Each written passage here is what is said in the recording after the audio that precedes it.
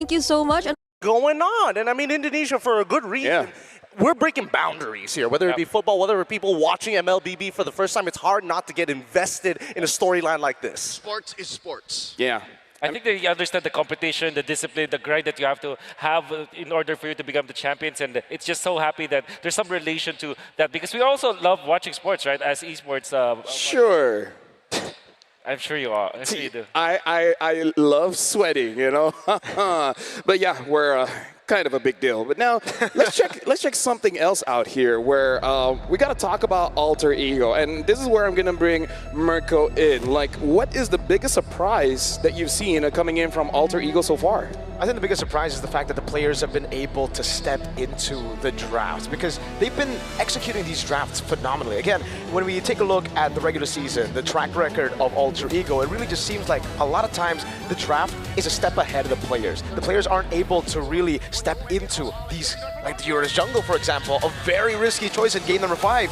But the awareness is there already. Again, coming into MPL Indonesia Season 16, if you just look at the lineup of Alter Ego, you wouldn't expect them to be a champion contender. You'd expect them to be a team that maybe gets into the playoffs barely and then gets knocked out on the first day, realistically. But Coach Zephyr and Styx has built this team from the ground up. They've taken components here and there from players who have failed before, players who have been, players who, again, never fully reached their potential, and has developed them to a point where we saw them get 4-1 in the grand finals and now understand completely of what they need to do in every single draft they get. Honestly, like, even Arfi give a shout out to the coaches, saying like they taught him how to really utilize this Freya very, very well. It's to the point where, Trex, I don't know if you agree with this, but it does seem like Alter Ego is the trendsetter to actually start the meta here in the M7. I think there's been a lot. I think SRG was also one of them with the Soar Gold. But right now, the Freya, yes. But the thing is Aurora has recognized some of those picks. So can they continue to set the trend is the real question. What's impressive is the way Alter Ego is playing reminds me of an old underdog and Dark Horse team. If you'll remember from way back in the history of the M series, when BTK first showed up, coming from the Americas, they're very aggressive. They never betrayed their own identity. And it's the fact that teams all around the world, especially from the big regions, disrespected the fact that, hey, look, they're a team from, you know, over there, and they play this way. We can fight them. That's what impressed me the most about Alter Ego. Something about Alter Ego makes these big teams think, yeah, we can take, oh, we can't. Yeah. Honestly, shout out to the Americas, right? Am I right? But yeah, we got to talk about the last time that they met. Alter Ego, they kind of lost that one. So do you feel like they will make the same mistake of, let's just say, overcommitting? Well, I mean, overcommitting is one thing, right? Because when we're talking about fight IQ during these moments, you have to think a little bit further ahead because you're generally, especially when you're dying pre-10 minutes, the death timers are so short. You got to be thinking, hey, when's the next time can I set up a Way of the Dragon, knowing he doesn't have Purify because of the last fight? I think it's easy to say that Alter Ego will eventually overcommit once again or make those mistakes, but I think their matchup against SRG showed to us that no, they don't actually overcommit. They actually are so disciplined. Game 1 and Game 2 against SRG, they were so disciplined, they're so into it. Yeah, and right now, again, like, this is going to be a best of 7. It's going to be a long match. So before we even go there, we actually have a special interview with Mio Mata Mio. So let's check that out. Let's see who she's talking with. hello everyone. So today we are with a very special and cute guest here today. Hello, Miu Mata Miu. Nice to meet you. All right, so thank you so much for joining us here because I heard you'll be performing in a bit in the opening ceremony, right? Yeah, so but before anything, could you please introduce yourself to our audience? Yeah, definitely. Okay, my name is Miu and I'm 12 years old and I'm from Indonesia and I like to dance hip-hop. All right, hip-hop. And you're 12 years old.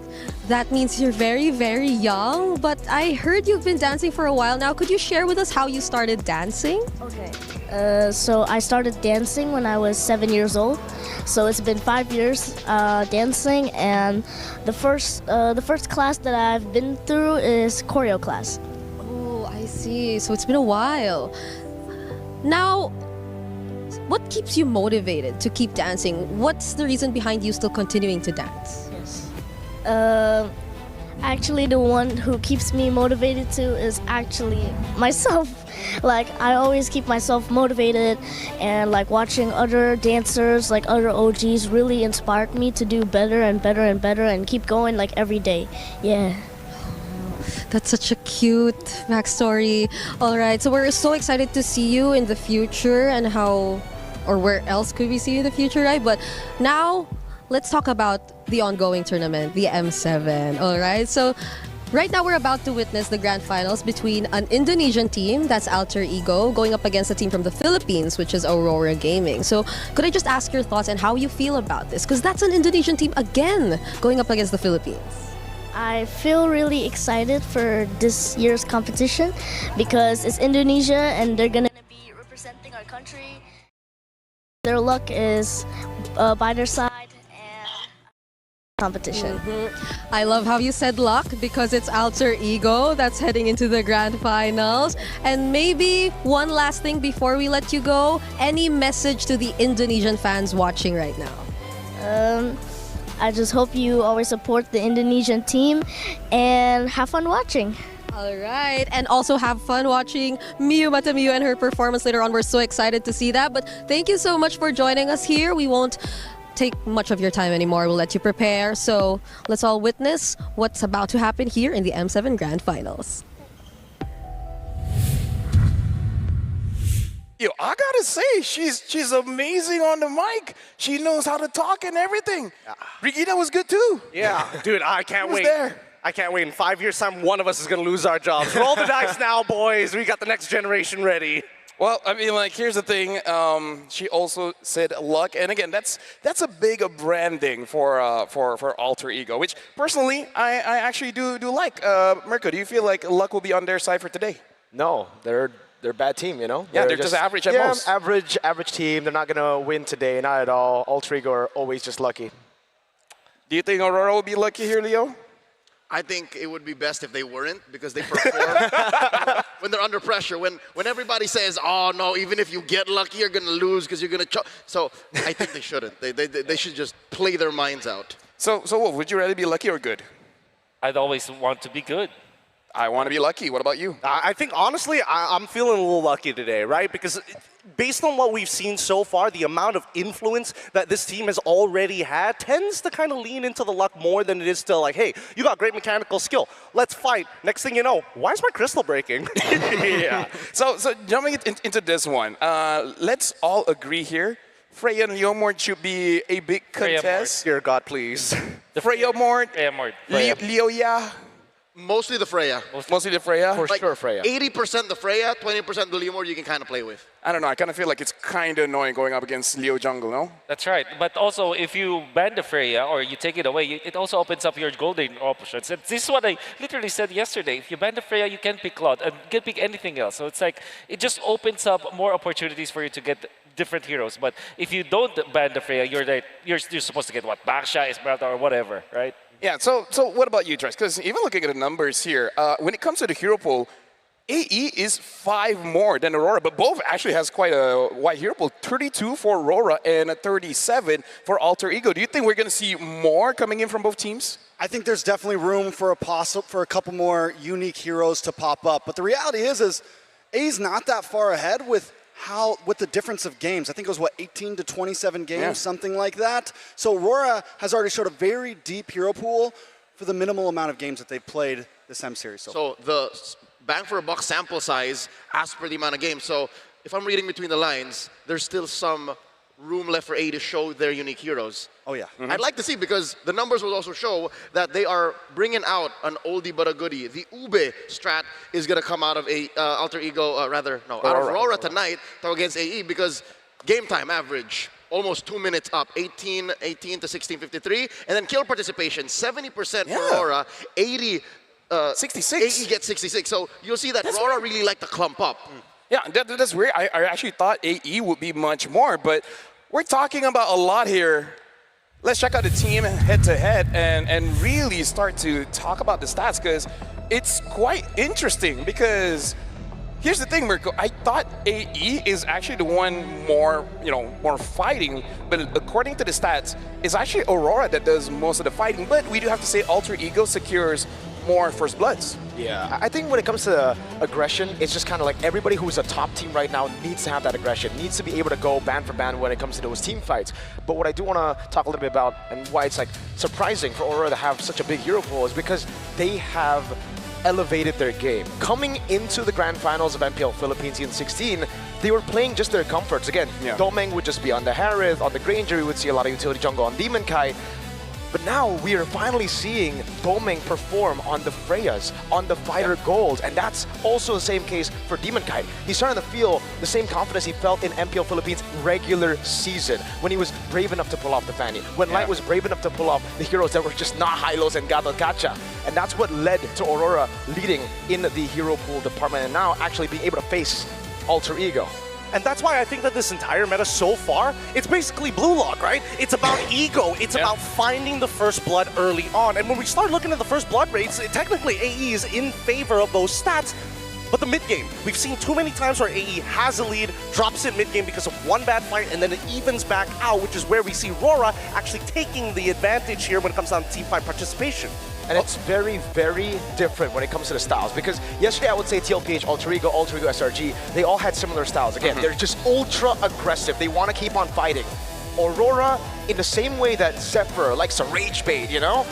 Aurora does the same thing, but by playing slow. Alter Ego keep on going in to a point where when Aurora take it slow, Alter Ego are forced to go in. I remember in upper brackets, Nino randomly going up in the orange buff, if you remember that. Yeah. It's because he wants to go for these big team fights. He wants to continuously just look for fights. And I think that's what we should look for when Aurora finally get to play again after a long break, when you're taking into consideration how tight and hectic the M7 World Championship schedule is.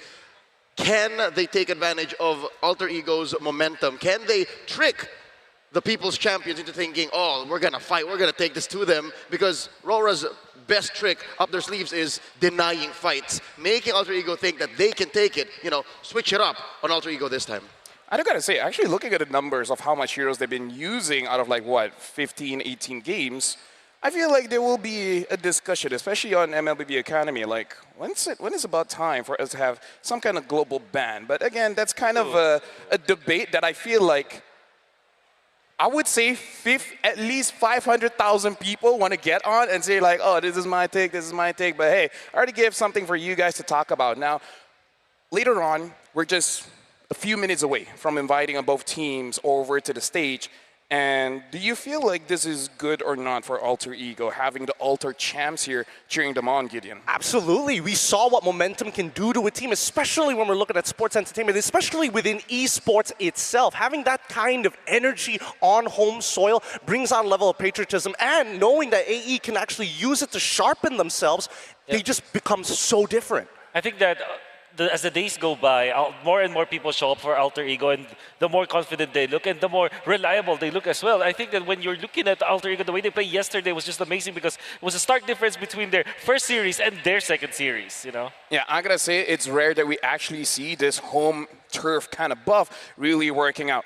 I also want to see whether Aurora will be bothered by it or not, because we know ourselves, like, the Ultra Champs can get very, very loud. Now, with that being said, it does look like all the things are set. So how about we actually throw it over to the stage with our host to start the game.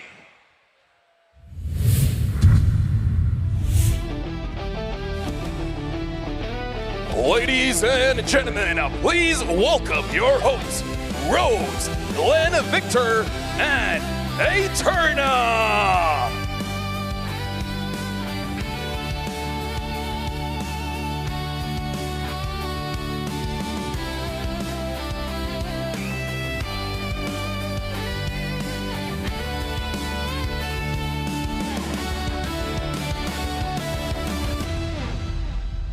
16 teams from around the globe have gathered here in Jakarta, Indonesia, to let the world see them rise. We were witnesses to the best game from the best players. And even though we're down to the final two, we believe the world has yet to see everything.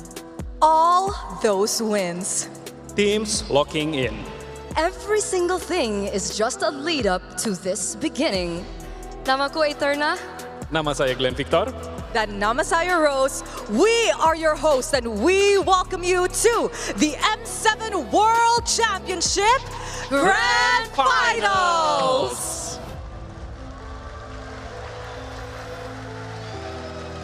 For the 22nd time in M Series history, Indonesia will be hosting the crowning of yet another world champion.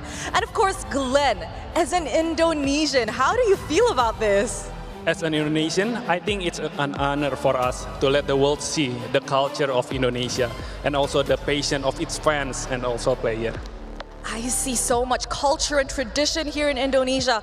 And of course, Eterna, it's back to your home country. How are you feeling about that? Feeling very excited. We've seen how the M Series has grown year after year.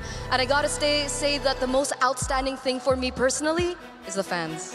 I agree. The Indonesian fans are very, very supportive. We see a full house here at Tennis Indoor Senayan. It truly is another remarkable moment. And of course, to celebrate this momentous day with us, allow me to invite Madame Irene Umar, Deputy Minister of Creative Economy, to the stage for a speech.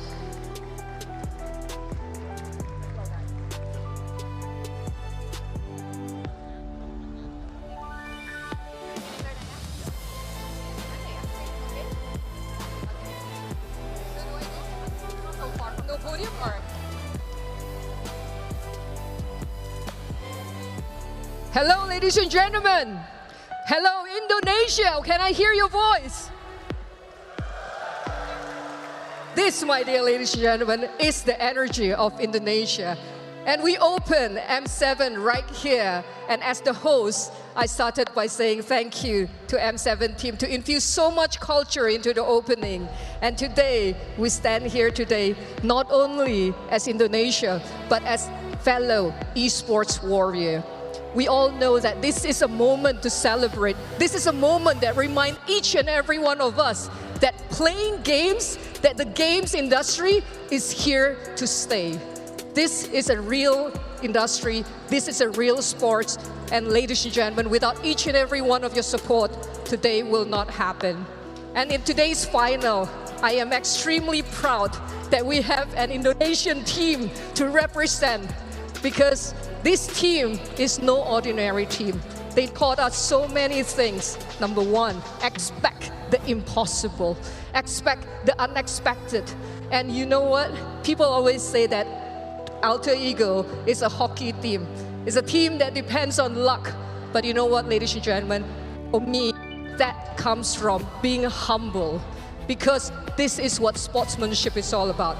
Each and every one here, we do our best in our own capacity, be it we are a team member, a player, a caster, every single one of you in the esports ecosystem, each and every one of us, in front of the screen, behind the screen, we all do our best for the industry that we love. And today, Alter Ego over and over again says that, for me, regardless of whatever the result is, as a fellow esports lover and gamer, not only as the government. For me, the two teams today, and Alter Ego especially, is already a champion. And for me, ladies and gentlemen, it will not be like how it is without each and every one of you. So thank you, ladies and gentlemen, and I hope the team will play and have fun, give it their best, and bring this stage to life with more than 1 million viewers out there. And thousands of people right here on the stage. Let the world feel the energy of esports and let the game begin.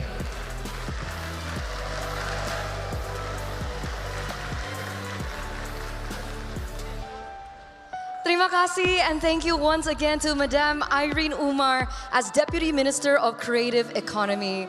Now, Rose, this iteration of the M Series has been nothing short of iconic. Wouldn't you agree? You know what, Eterna?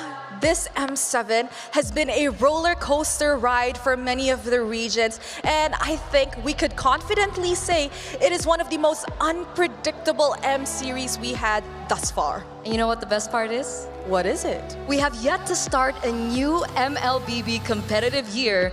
So, ladies and gentlemen, to learn more about the MLBB esports landscape, let's welcome Mr. Faisal bin Homran as Chief Product Officer of the Esports World Cup Foundation.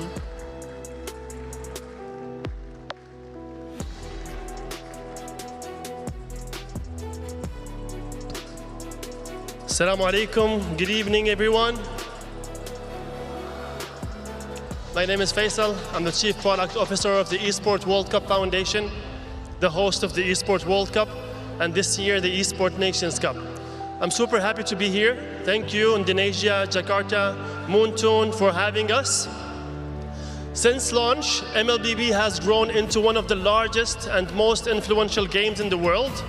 It has become a defining force in the mobile esports. It's all about skill, speed, teamwork, with a community that shows up with real pride and passion. And a community that keeps growing season after season. At the foundation, our purpose is to build platforms that makes esports sustainable and drive long-term growth for players, clubs, publishers, and fans.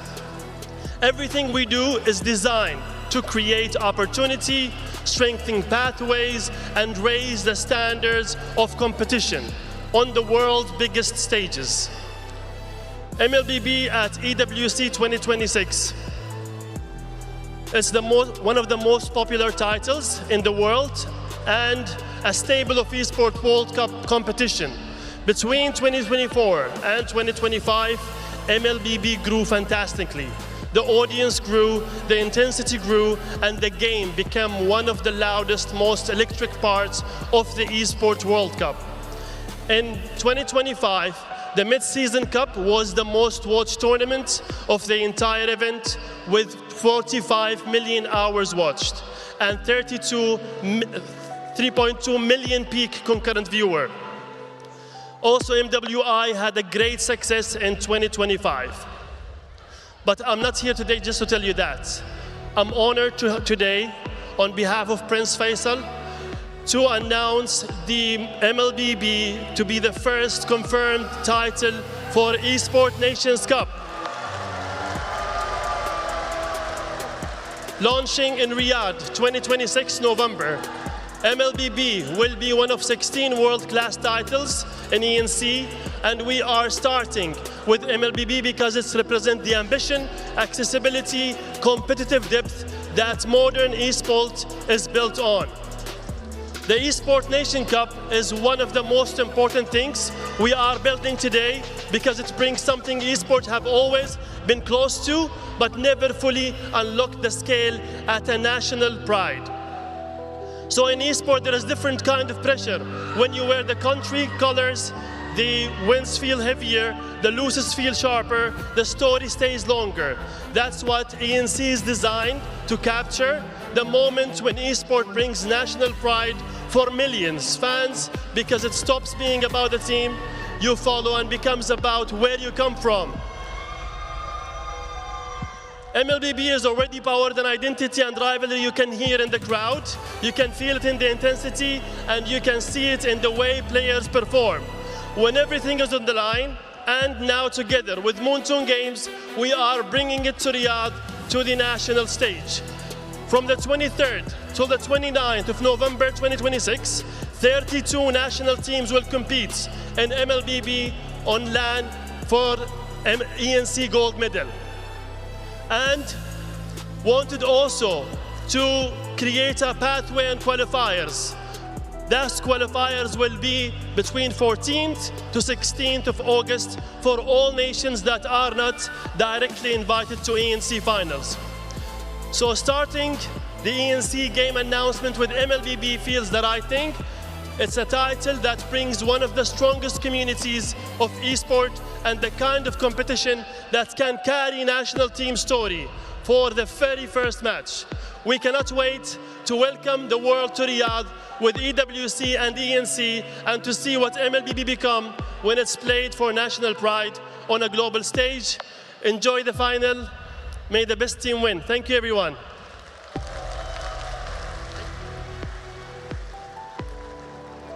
Ladies and gentlemen, that is amazing news, and we honestly cannot wait. Once again, thank you to Mr. Faisal bin Horman, Chief Product Officer of the Esports World Cup Foundation. Glenn, don't you think that such exciting road lies ahead of MLBB? Definitely, Rose. Once I represent Indonesia at the Olympic Games and Physical Asia, all I can say, representing my own country, it will be one of my proudest moments as an athlete. I can definitely assume so. I've never represented my country at a national scale, but you know what? I think our athletes definitely feel that. And of course, Glenn, we know that Mobile Legends Bangbang is growing tremendously year by year, and I think it's safe to say that we shouldn't expect anything less. But ladies and gentlemen, to give us an idea on what the MLBB esports and of course the MLBB community has in store for us this coming year, allow me to introduce Mr. Cloud Zhang, CEO of Moonton Games.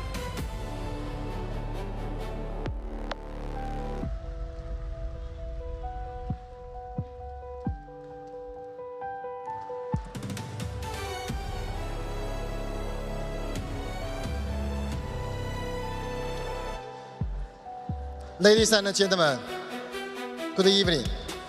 I'm Cloud, CEO of Moonton. First of all, on behalf of Moonton, I would like to sincerely thank Indonesia government and all our partners for the strong support. I would also like to thank your Royal Highness Prince Official and all the representatives from the Ministry and Jakarta City Government for being here with us today and for joining us at this important moment. This year is M7, and it also marks the 10th anniversary of MLBB. Over the past 10 years, MLBB has grown into one of the world's top esports events, and it continues to reach new levels of players' engagement and global impact. None of this would be possible without love and support of our fans around the world. Today, I'm very happy to announce that MLBB will join ENC 20th Asian Games Aichi Nagoya 2026 and will appear in EWC for the third time. Today, after intense competition, Aurora Gaming PH from the Philippines and Alter Ego Esports from Indonesia are standing here on this stage. Let us look forward to an exciting final match. Next, this visa will show you MLBB Esports key plans for 2026, as well as our content plans across 5 major regions.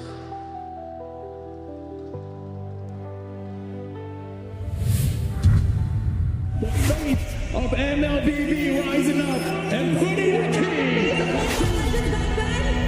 Yes, the GOAT. It is Carl TZ. Let's rewind how far we've come since last year. Before Carl TZ became the face, there was TLPH's dominance in MPL in the Philippines. With Skylar's and iconic ID's lineup, they secured their 8th MPL Indonesia title. Monumental breakthroughs followed for MENA and China. MSC made history, breaking benchmarks and introducing new faces to the global stage. M6 birthed an unbeatable monster as Onyx PH claimed the world crown. At the same time, 4 top regions rose to global glory. Looking back, we spotlight 2 aura farming moments: the GOAT, Carl TZ, and the mother of tank, Vivian. 1 game, 2 champions. Different journeys, 1 shared inspiration. Anyone can rise. That inspiration proved women's limitless potential in esports as Turkey's women's tournaments rose and Cambodia's Queen League shined. From the Snapdragon Pro Series to the Oppo Smooth Legend Cup, this journey leads us toward one mission: esports for everyone. As MLBB evolved, renowned organizations joined the family. A platform that shaped champions and turned players into global names. So, what's next? Are we looking forward to the future? Let's go.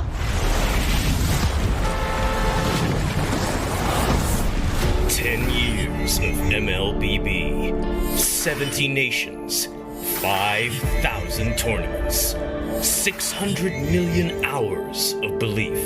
As we step forward, our ecosystem moves with purpose, built across regions, nations, and cultures. Malaysia steps into a new era. MPL Malaysia enters a new era. 8 teams built on trust and true partnership. MSC MWI returns to Saudi Arabia, bringing the world together a $3.5 million prize pool. Massive arenas, global stage. The ENC begins, connecting international regions into a stronger competitive ecosystem. MLBB steps onto the world sporting stage at the 2026 Asian Games in Nagoya. The year unfolds by the master plan. A global calendar takes shape. We kick in with M7 in January. MPL runs March to June, then August to December.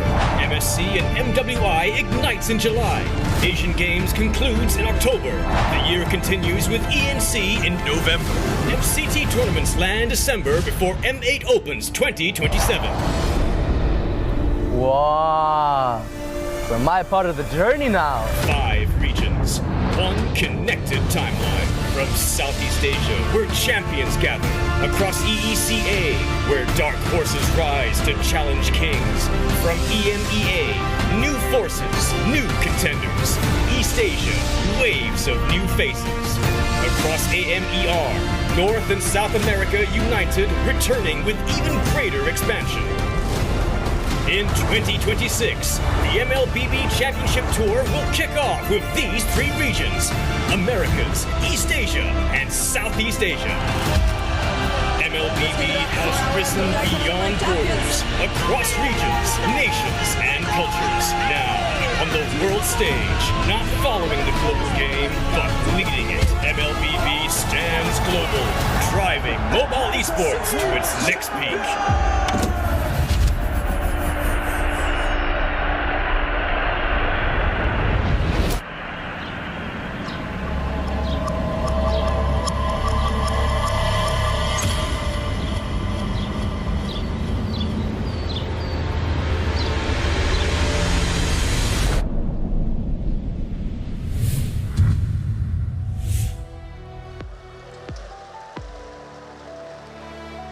It's my great honor to announce that the M8 wildcard will be held in Thailand in 2027, and the M8 Grand Finals will take place in Istanbul. Now, let us turn our eyes onto the stage and enjoy this global sports celebration together. Thank you.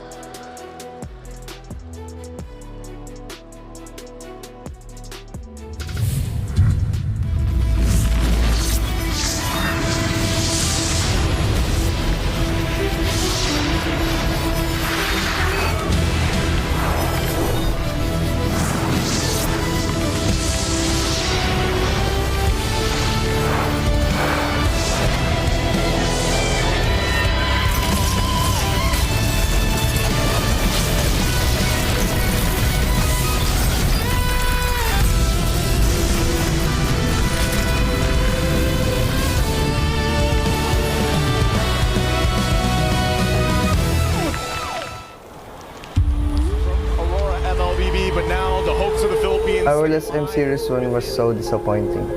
We felt the pain of an early exit. There was only one thing on my mind when we left. Redemption. Apa yang dulu hanya mimpi, kini bukan lagi sekedar mimpi. Kami datang ke sini menyerahkan segalanya pada takdir dan keberuntungan. Tanpa adanya ekspektasi, hanya membawa satu hal, harapan dan mimpi Indonesia. Reaching M7 was only the beginning. This M7 is unforgiving. More ruthless, more intense than ever. From the Swiss stage through the knockouts, they earned their place here. Napalaking bagay pag nakuha namin yung championship ng 7, magtutuloy-tuloy yung winning streak ng Pilipinas. Kebanyakan kita Indonesia selalu dianggap kayak kita di bawah Filipina kan. Mungkin kita akan mengubah statement itu sih.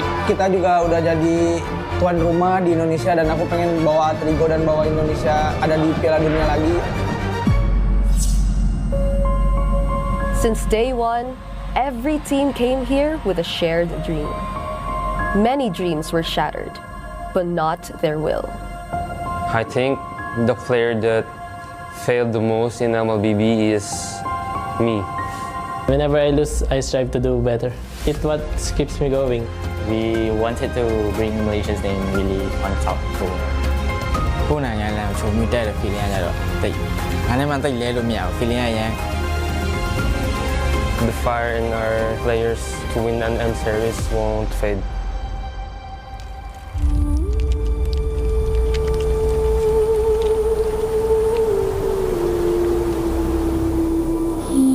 The final two carry battle forward onto the grand stage. To rise as one and let the world see us. This time, we don't fall short. This time, we finish it.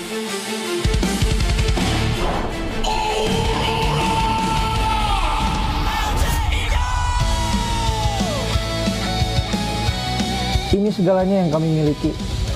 Inilah alasan kami bertarung. Setiap rintangan menguji kami, namun tak satu pun menghentikan kami. Semuanya justru membuat kami lebih kuat. Let's make the grand final interesting. Yang pantas akan menjadi pemenang. Let's put up a fight. Tonight, we fight for the title.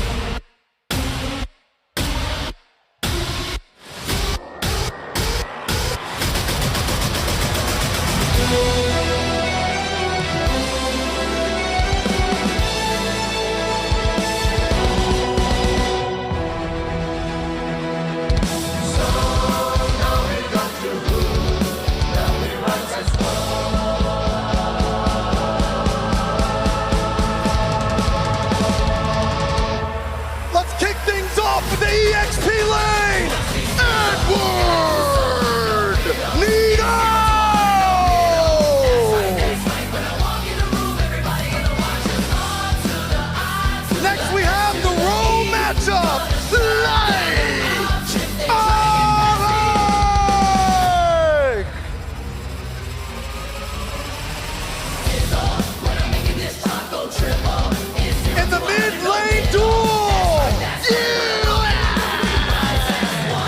He's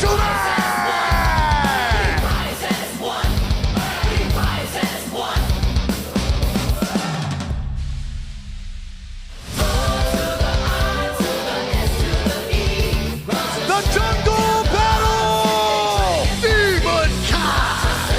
Yasuke!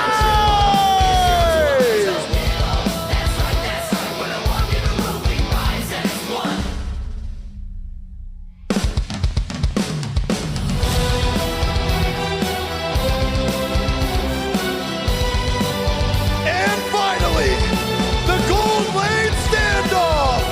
Golden Kai! RP! Aurora Gaming versus Alter Ego! Let the world see the M7 World Championship Grand Final!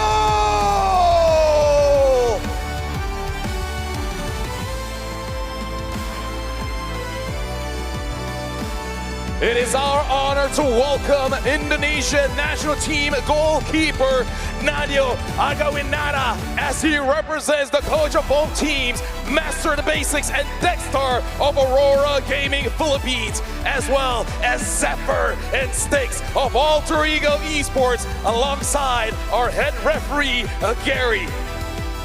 We assure you that the M7 Grand Final will be conducted with the highest standards of professionalism and fairness. Now, ladies and gentlemen, both finalists are on the stage. Are you ready?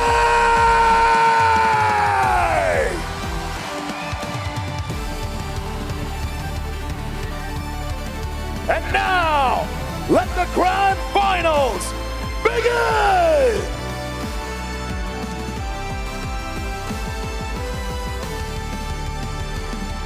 Good luck to both our competitors up on the stage. Through blood, sweat, and tears, they are here to represent for one goal and one goal only. No matter what happens today, this storyline will be good. It's Aurora trying to escape the allegations that has been given to them. They were called chokers so many times, but this time they have another chance to prove it in the grandest of stages, the world of MLBB. Again, thank you, our casters, for the introduction. But here it is again, Edward, Demon Kai, UA Light, as well as Doming Kai. These are names you heard so many times, but again, they haven't become the champions of the world just yet. We'll see this time, can they finally do it? Mr. Consistent looks like he's trying to change it all. 100% win rate on Yuzong, Arlet, Sora, a whopping win rate for an upper bracket run. And then you're looking at Demon Kai, who has really varied choices of his junglers. 80% win rate when it comes to friend rate, as he played it 6 times, but 100% win rate when it comes to the Baxia. And then you have your Akai that he picks up, only picked up 1 time, but actually won with it because it was really good in the draft.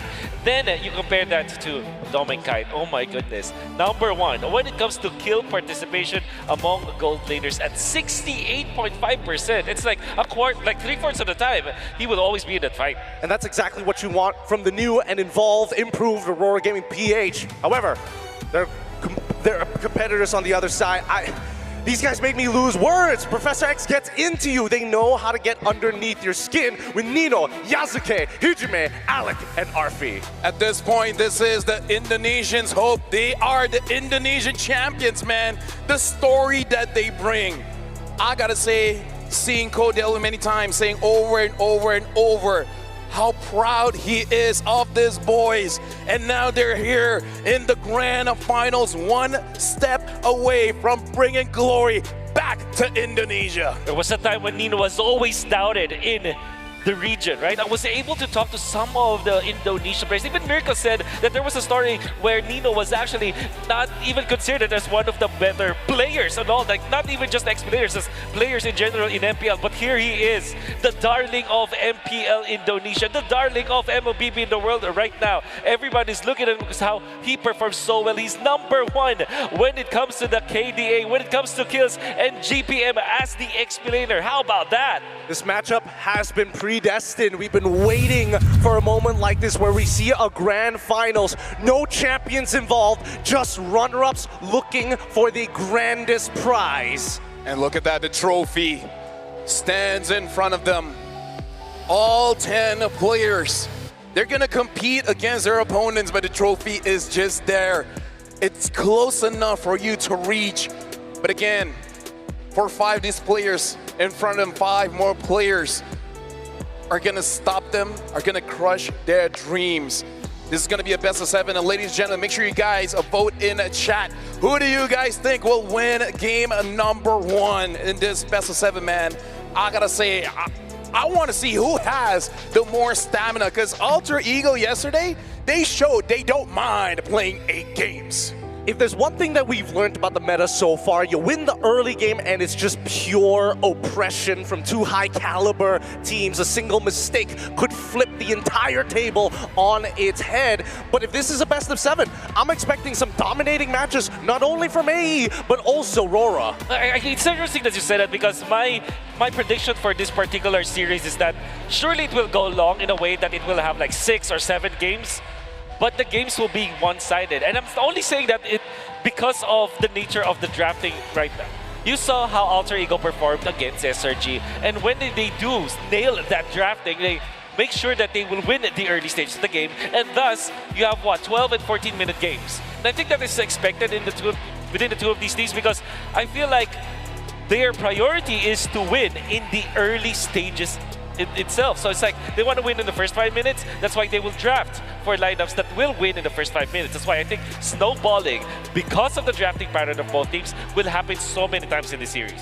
And honestly, that's why I feel like we're going to be impressed here, because I agree with you. The draft will dictate that the game will end early, maybe 11, 12 minutes, but we've seen the tenacity of many different teams here in M7. They'll figure out a way to delay the game all the way to 27. In fact, we had the longest game in M Series history here in M7. So honestly, I'm looking forward to see, like, yeah, this draft should not go all the way to 20, 30 minutes, but I think both these teams can make it possible. I think this is going to be an absolutely disgusting game of rock, paper, scissors in the draft, right? We saw the way that Aurora took on AE in the drafting phase. Yes, technically, we've seen many teams, if there's nothing wrong, don't fix it. And yet Aurora makes slight permutations, slight alterations to keep AE on their toes in a best of 5 series.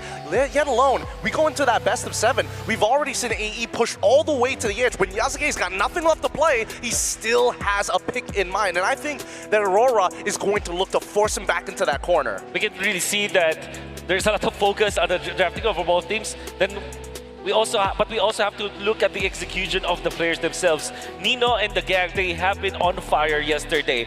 They have been considered as a team that is inconsistent when it comes to closing out games. They will make some bad plays eventually, and that might cost them the game.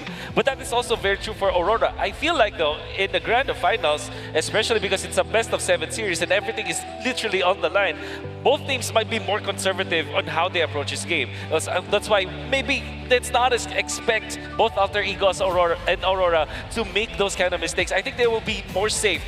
Might mean that the games might be slow because of that, but yeah. I think that it's just that the teams that we have today will be so careful the way to play a game. Let me just say M7 is the time of Leomore, because during the Swiss stage, it only won 3 times and then lost for 6. But here in the knockout stage, only losing 9 games but winning 13. The Freya is even more incredible during the Swiss stage. Unbeaten, 4 wins. And a knockout stage, 12 wins and 6 losses. This is why I love every iteration of tournament. The meta always changes. And here, having Leomore and Freya as well. Freya has been changed how many times and never been competitively viable. But now here she is. it's strange because when you asked us, when we were talking about this last year, where EXP felt dead, where it felt like an absolute brick wall, slight changes gave us a lot of hope for these damaged EXP laners. What I would have never imagined is when these fighters came back into the meta, through the jungle, through the gold lane. What a weird place we are in the world. I think it's because the teams have tried to beat each other. Like, you know, it's like you implement this meta, for example. Let's say Freya Leomord. And then teams will just try to kind of defeat that by drafting. Maybe getting Esmeralda, for example. Or maybe getting a Sora in the gold lane eventually to fight that Freya whatsoever. Then eventually people who will try to outplay that Sora will get the Esmeralda or something like that. It's a cycle, you know? The Valentina will be there. So there's like just an evolution of picks in specific parts of the drafting stages.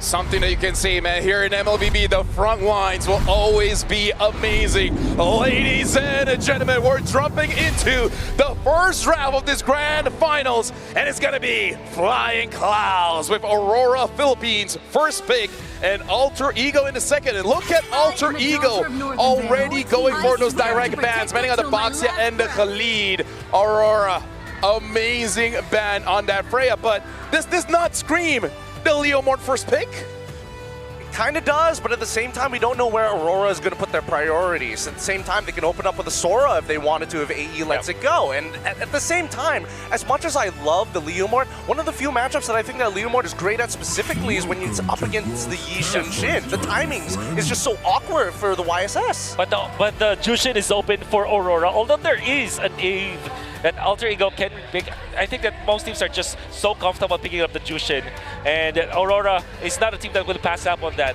However, with the Leomord being open, like I said, it could be the opening here for Aurora. Now, that's the Jushin. Now, Alter Ego, they're that kind of team that when they ban the backshot, they know that you will get Uranus here. I think Leomord and Uranus is the opening for Alter Ego because they know that Lunox or any kind of Shredder, including the backshot, will no longer be available to counter that Uranus. With that in mind, why not go for Esmeralda instead of the Uranus? Well, they do have that kind of, they do have that variation. Sometimes they combo the Uranus with the Esmeralda, in fact. It actually happened before. All right. It's going to be, instead, this is a different iteration of the pattern of Alter Ego. This is what makes Zephyr really amazing because even with this kind of pattern that you already laid down, there is always a variation to it. Now, Aurora, that's immediately a Heron. Wow, this is a really incredible read coming in from AE side. Their own opener, knowing that they're expecting some sort of traditional marksman in the gold. You know what? Let's force you to at least take the Purify. But that does leave, you know, a lot to be said. Fredrin, 100% win rate coming in from Demon Kai. Why would you let that through knowingly as AE locks in the Phoveus? Because they are prepared for it. They will pick up the Phoveus to counteract the potential explainer coming out from Aurora because they will just ban out the counters to the Phoveus. For example, the Esmeralda, or maybe pick that up. Oh no, they will not pick it up. And also because they know that it is also an answer to the Heron potentially. Phoveus in the X-Blade with the Kalea, and then maybe a Farsa as their fourth pick. It makes it so that their first turtle is so strong up against the Fredrin. Now let's talk about the upcoming mid-trio, because I'm already seeing Cho getting banned out for the side of AE. The fact that they also got rid of the Khalid in the very first phase does give me an idea that AE want to fight for the mid lane somehow. They know that they could get Eve later down the line, but they've waited so long for it, allowing Aurora to potentially ban it. Yeah, that's right. Gentlemen, can I just say I'm very happy that we're opening up where both teams are kind of playing to their comfort, playing to their own playstyle, because Aurora, I would say 100% win against SRG when they go for utility jungle, and now Alter Ego, even the first opening here, they're already showing the willingness to fight and picking up this Claude again, the pick that was able to beat Team Liquid Philippines. Okay. Now, I'm actually not going to be surprised if the chip is going to be banned by Alter Ego. There it is. It's such a good ban because I think you would think that maybe the Hylas is a better ban or maybe a Bangbang because of their composition. But Aurora have shown that they are willing to pick up the chip. And with Fredrin, with Jushin, and Heron, you can easily activate those heroes, and chip will be a difficult matchup if ever they prefer. So this is a smart ban. It's taking away multiple different angles to actually engage in these fights. And personally, for me, I think it's a better option because Hylos and as well as Gatot are very straightforward. They're kind of linear style of roamers in comparison to Chip and Cho. Oh, they're forcing the Farsa, but Alter Ego might just go for a Lunox here. honestly, even Farsa is not bad. Having that Kalia can kind of give you quite a lot of tempo in early. In fact, you don't even have to rush it, right? You can pick up your jungler, but if your jungler is going to be something that Zephyr really wants to surprise us again, yeah, you could just pick up your mid here. Either Farsa or Lunox works well because you have a Kalia. Farsa is the safest option, obviously.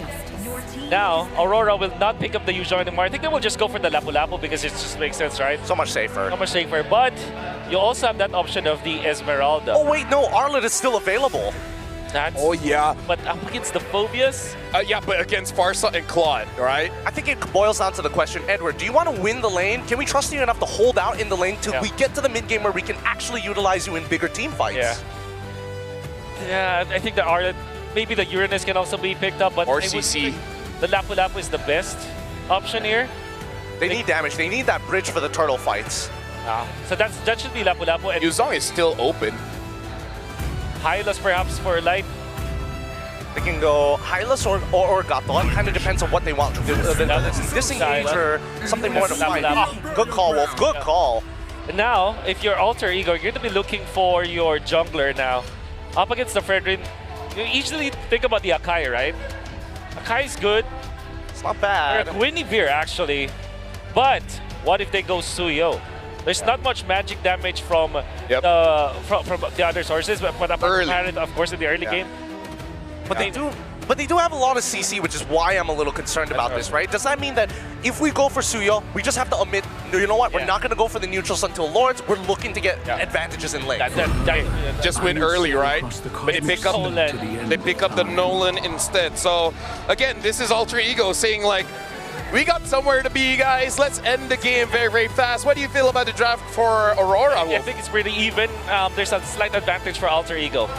Well, what about you, Gideon? I don't know. I think that it's a little more lopsided than that. I think that Aurora definitely is going to be slower in the early stages of the game, but if they keep it tight, I think mid-game it's pretty easy for them. You know what? I'm very sorry to the stats on screen, but I legit don't care because at this point, there's something that you can't calculate, and that's the player spirit here using all their favorite heroes. So, ladies and gentlemen, now that the draft has finished up, this is game number 1 of this grand finals. Gonna be flying clouds. So now we're going to be throwing it over to our casters, Leo, Trex, and Mirko. It's time to write the first chapter in the revelation that is this grand final. Ladies and gentlemen, Aurora Gaming Philippines from the upper bracket, Alter Ego from the lower, doing the nigh impossible, now stand on the grand stage. All right, taking a look at this draft, we have a new pick, at least from last series and all of yesterday. We haven't seen Yasuke on this Nolan yet, and he's going to bring it up in game number 1. This is all about feeling each other out in a best of 7. But we have seen a similar pick to this, the Suyo, something that wants to go fast and something that is very Alter Ego. And they're going down memory lane. There was a time where Nolan was in the metagame alongside Suyo. So it's clear that Coach Zephyr, Professor X's needs and foresight are coming through.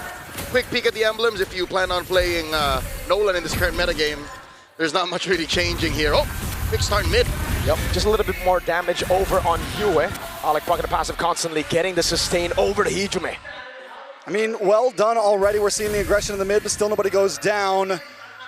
Demon Kite on this spread run. I mean, Aurora Gaming, I feel like their draft, they just keep it so simple. They keep it very Aurora Gaming PH. And if they win with this, it's a very good start from them because they don't have to change too much up. It's their style. It's getting full from a basic breakfast or like a little glass of milk, a cup of coffee, if you will. Alter Ego, though, they're flexing how deep their hero pool goes. Could have sworn they were going to go utility as well since there is a good combo in Hijume and Alec, and then they can bank on Arfi. But Yasuke, the hero pool on this young man. Yeah, and this is what we were kind of teasing about in the pre-match, right? We were talking about how Alter Ego, they want to go fast, but Aurora Gaming Philippines, they know how to play slow. They know how to slow the tempo down all the way to a point where Alter Ego makes mistakes. And already they're setting up, but look, already Dark Wave coming in. Demon Kite take it down, the Fracture all in. But Light coming in for the re-engage. Yue pops in Crimson Beacon, able to get a Lancer Flare. Edward jumps in now with the Brave Spider. It's going to be Nino in the back line as Edward. Yue taking a lot of damage, might just go down here. And Alec will take a few shots. Nino! With in front of pursuit, now jumps again. Another jump forward, but now he's caught in a bad place. Has another proc of the in front of pursuit. Will be able to go for the jump again and again. Takes a turret shot and gets shanked by Demon Kite as Yasuke moves to the purple buff. A speedy response from Alter Ego, just as speedy as their start was. Demon Kite with a clutch take, didn't even use retreat. Alter Ego start things off fast. They do win out in kills. It's still the first turtle on the map though. Yasuke tries to take a different path. Not getting that purple means they didn't get too much out of that trade. Yep, flickers were used and now we're jumping over Turtle 1. Nino in the back, going in for US. Yasuke's gonna be taken very low by Edward. He's gonna go for the stun. Glorious Pathway coming down as the turtle was already secured by Demon Kite, but now it's gonna be Nino all alone. Crimson Beacon and Lantern Flare picking him up. He's trying to go for the pursuit. Dark Wave by Nino. Jumps over on Edward, gets another proc, but will be slain by Edward. Alec has to get out of here with a Tsunami Slam, looking for the escape. Alec cannot escape. There was a lantern on him and a big horse. A little too early for El Padre to be pushing their limits. Again, this is a Phoveus. You need some modicum of items built to be able to do that. Luckily, Yasuke, though, keeps on getting out of these fights. As long as Yasuke stands tall, they have a chance in future neutral objectives. All the games that we saw last time, when they lost, Yasuke had a bad game, so it's huge to keep him on 1-0. You're alluding to his game on the Fanny, the clincher against SRG. I could have sworn, watching that too, we're going all the way. But here, I agree. Yasuke needs that same amount of patience. Sure, he hasn't got punished yet, hasn't died, but if you want to take it to Aurora Gaming, you have to play the slow game. And this is the thing about the Nolan.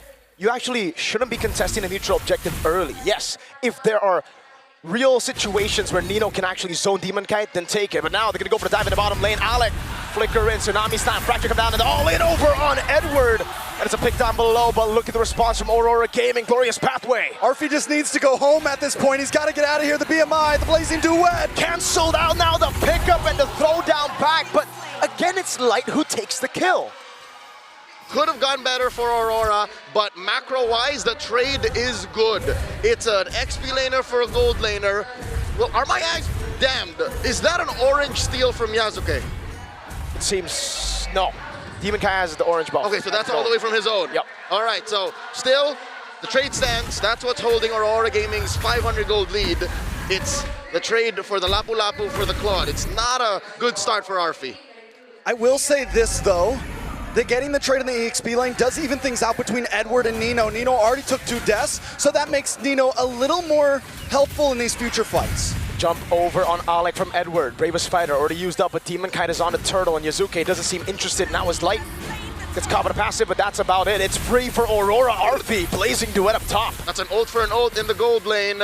So far, Aurora Gaming have bridged their early game. They figured out, hey, we can be this. I'm holding my hands out about 6 inches apart. This aggressive against the Alter Ego, but not anymore because AE, they're willing to fight. A little bit of pressure, Tsunami Slam! The lockdown now with Hijime going for the sun as well. Big bonk, Alec gonna be taking it now. Good taunt coming down as Nino rotates and flanks him on the other side. It's in front of Pursuit to take him down as Yasuke goes in with a Helmet of Dark Wave from Nino over on UA with the Crimson Beacon. Gets him to safety and now they go back to the mid lane. So 2 down on the side of Aurora Gaming. A tower does go into the hands of Aurora Gaming, but Alter Ego are getting away with pushing this aggression in the early game. Nino not letting the early stumbles take over. Once bitten, never shy. El Padre pushing forward. Demon Kite finds Yasuke, but again, that's what you get with a Nolan. You get mobility, you get burst. And ladies and gentlemen, look at this crowd just outside Tennis Indoor Senai. GG. That's why we call MLBB our national sport. At this point, it might just be, dude. Everybody in Indonesia has finally come through. All right, so taking a look at the items, Arfi only about 360 gold behind, and when we finally have marksman gold laners like this, they are going to be very important in the first, second lords, those big fights that ultimately matter. Starlium Sight does lock in for Demon Kite in the jungle.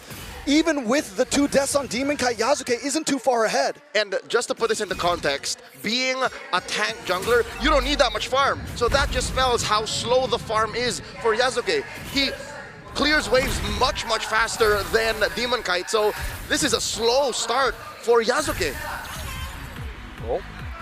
In the bush, Arfi's gonna try to go for the cancel situation, and all in coming down. Arfi blazing into West. Tsunami Slam based on a Purify. They get the kill on Doming. Onto Arfi. Turtle up top though is the response from Aurora. I don't know how worth it is to trade your gold laner for the turtle. I'm sure Aurora saw that a mile away. Yeah, that's a big win for Alter Ego. Plus, big chance of getting this tower on bot as Alter Ego blocks off Light and Yue to try to get down to save it. Trades all over, and so far, I think Alter Ego have won the past couple. That puts Aurora Gaming in a weird position. The one lane that they for sure won, that gold lane, they just lost. Yeah, but the thing is Aurora Gaming's okay with a 500 gold deficit, right? They're okay with a 1,000 gold deficit. The whole point of this strategy here is to buy time till around 9-10 minutes, wait till a couple Lords where they can beat you out in macro and in big grouped up team fights. What you're saying is slow is smooth and smooth is fast. Exactly. So getting there is an inevitability. It's up to Alter Ego to force Aurora to stumble, and that's why Aurora's backing off. Nami's on the glorious pathway again. Yue able to go for the Crimson Beacon, flicker up from Heejum, but it gets picked up and thrown back to the Freya's Light, goes in with Edward, but all I can say, I'm gonna sustain Arfi into the backside with a blazing duet! Gets big bonked on him, now the fracture coming in from Yasuki to take Domin Kaitana's Nito, continues to jump back and forth, Inferno pursuit, but now it's Yue to lock him down. He goes for one last one, but Edward cuts him down. Ay caramba, El Padre falls, and Yasuke instead goes for the purple. Demon Kite reciprocates. Trade for trade, purple for purple, but for the first time, Aurora Gaming gets a huge win on that team fight. They turn it into a tower as well. AE seems to have met their match. An unspeakable amount of aggression, unparalleled target acquisition, met with an Ube lineup that breaks through your box. This is the unboxing strat that Wolf often talks about. Aurora Gaming, the way their lineup works is, it's just ungodly amounts of crowd control that the backline just can't even come in. Heejum just pop like that. Big Sky Piercer pickup there, and every time Light sees the feathered airstrike, he just starts running at him. That's a straight line. Straight line. All right, so from here, taking a look at these gold laners once again, still at about a standstill. 2 items for 2 items. I think the question is, you know, normally the Claude has been so much better in terms of things, but Domang on the Harith, he's his own breed at this point. Yep, and that's the thing. When it comes to Arfi, he's good on the marksman, but he's not great. He's great on the Freyas, on the fighters as well. And you can clearly see Arfi, he got canceled in that fight. He went in way too early, and now Aurora's holding the turret, the Lord. Dance has begun. Alter Ego making their move to conceal from Alec. You know, walking up at Edward, doing the same thing now with the help of the Glorious Pathways. The Tsunami Slam is able to lock Edward down, but now look at the damage on Heejum. It's Edward in the back with Light. And now Yasuke goes down as well. Alec all on his own. You know, jumping to the back line now, trying to go for the Inferno Pursuit, but again, it's going to be Doming, Kai, and Yue going for the damage. Doming doing enough to take Nito down with the help of Yue. Alter Ego struggle in these situations where they're not the aggressors, they're not the predators, they're not in control. Aurora Gaming on the flick of a dime go for the heart of their lineup, and that's what led to this massive win. Alter Ego already down to inhibitors on the mid side. Aurora Gaming just punching a straight line with the Lord coming soon. It's been a while since we've seen a carry Lapu-Lapu. But that is what Edward is right now. Thanks. Mr. Consistent, consistently finding Heejum, compromising Arfi. The one combo you have, Tsunami Slam into either of these carries, should do it. That's what's making Yasuke's job so hard is, how do I clean up? What do I clean up? I think the big thing for Alter Ego in past games is they're able to last it up. Wait a second. There we go. That's a big charge from the Lord at the mid lane. They crack it open with no response from Alter Ego. Arfi taking a big portion of that damage. Dark Wave landing on 3, but there's no damage currently. And Aurora have had enough. They crack open the base turret, and now it's back to the systematic Aurora. They smelled something was fishy there. No vision on Yasuke. Where is he hiding out? They decide, all right, we got what we came for. That's a huge win already this early. Let's back off. This is a moment wherein our good friend Joseph would say they got their head on a swivel. They don't need to see Yasuke, but the fact that they don't see him means they see him. Should be a signal, yeah, that they know where he at. Around. They're not at the base. They sniffed him, and now Yasuke commits Grand Theft Purple, guilty of 1 charge. Heejum is forced to use the Feathered Airstrike just to clear mid. As Light. Aurora just flush out the jungle. All right, spots him, drops that Glorious Pathway. Heejum just wings by wings out. At this point, it's a mind game from Light, dude. And at this point, they're farming each other's purples. I think that's like the third one to just go to opposite sides. Cross-jungling. Cross-jungling, exactly. Light here gets that stun on Alec. Even Alec isn't having the greatest time. A majority of the targets that he can hit will either purify or would love to be in the center of Alter Ego's lineup. All right, so taking a look at these items one more time. Yasuke's been farming his mind off, essentially. He's still ahead of Demon Kite, even with the gold deficit. His goal has been get your items up. But him being ahead by 100 isn't where he wants to be. Again, tank items, ladies and gentlemen, are significantly cheaper than damage items. So he wants to be like 1,000, 1,500 up. Because look, Demon Kite's Fredrin already has Athena Shield, Anti-Cuirass, Brute Force Breastplate. This is all he needs. I would even go further, Leo. I feel like a 1,000 gold lead won't even cut it against a Fredrin on a Nolan. You need to be ahead by at least 2,000. A full item. A full item. And that's usually how it is when we see the Yi Sun-Shin against a Fredrin, Nolan against a Fredrin, the splash clearers. And that's what Aurora Gaming is doing so well here in game number 1. Not only are they winning head-on initiations, but they're able to find resources to take away from Yasuke. Light counter the initiate. Yep. Now it's going to be the disengage from Nino. He goes for the Dark Wave, landing it onto, but now Edward forced to fight. That's good. Tsunami's time to cancel out the last portion of the Raging Slash. Big bomb from Demon Kite, and Edward cuts him down again. He's on a killing spree. Yasuke still in the jungle, gonna try to lock on. That ain't it, he got taunted by the demon, and Domeng takes him down. Yue and Domenkite are good targets, but not when there's two chunky boys next to them. Make it 3, a half man, half horse. And that's the way that Aurora Gaming is approaching every single one of these fights. Everyone just huddles around Demon Kite and Light. Because if anyone tries to catch Domeng and if anyone tries to catch Yue, the taunt comes in. The little bonk from Hylos comes in. We've come full circle, ladies and gentlemen. The last time Edward was on this stage, in this arena, not a single game he won. And he's just moments away from correcting that, historically. 4-1-6, man is perform. Oh, wait a second. This is a classic Alter Ego move. Whenever the enemy gets a lord, they go to look for the pickup, but can they take Edward down? Tsunami's time coming down with the burst damage of Ijume, and Edward will have the immortality, actually. I think that's enough to get him out, and Edward does survive, and now he goes back in with a helmet Demon Kite. Meanwhile, Light on the back line with Yue, jumping in as Domeng goes for the base, but is on force already. Yasuke getting rid of Yue, but Domeng is going to be all over the way. Yue comes in from RP! Nino also trying to block it off as Yasuke works on the Lord. Nino's all alone, now against 4. He's jumping ready for the pursuit. He's so tanky, but again, he's constantly jumping in as RP does a lot of damage. Dark Wave coming in from Nino, but Domeng takes him down. The minions are cleared, but one more wave against the base. They're gonna go straight for it. No nonsense. Aurora take game 1. Surgical and clean. Aurora knows which fights to take, and Alter Ego have met their match. Game 1 goes to the Northern Lights. Hopefully at this point some lessons were learned from both sides, but mostly from Alter Ego. If they're gonna ban the Freya, you might just have to start banning the Fredrin. You might have to respect the other team as well. And you gotta feel for Arfi in that situation. He went Claude, he's like, all right, do I go Purify or Flicker? Why would I go Purify? The only guy that can cancel me is Demon Kite on Fredrin. And we got a Phobias, we have a Farsa, we have ways to stop him from going in, but then Demon Kite just says, yeah, nah. What a rude awakening for last night's multiple-time MVP winner, Arfi. This is one way to realize I'm not a great marksman. I'm pretty good, but not great. What else do Alter Ego have up their sleeves? Well, one thing's for sure, they cannot give the Claude over to Domeng. All right. At this point, definitely don't give it to Domeng. Definitely maybe start thinking about the Fredrin. But let's see what the panel has to say about it. An amazing first game, guys.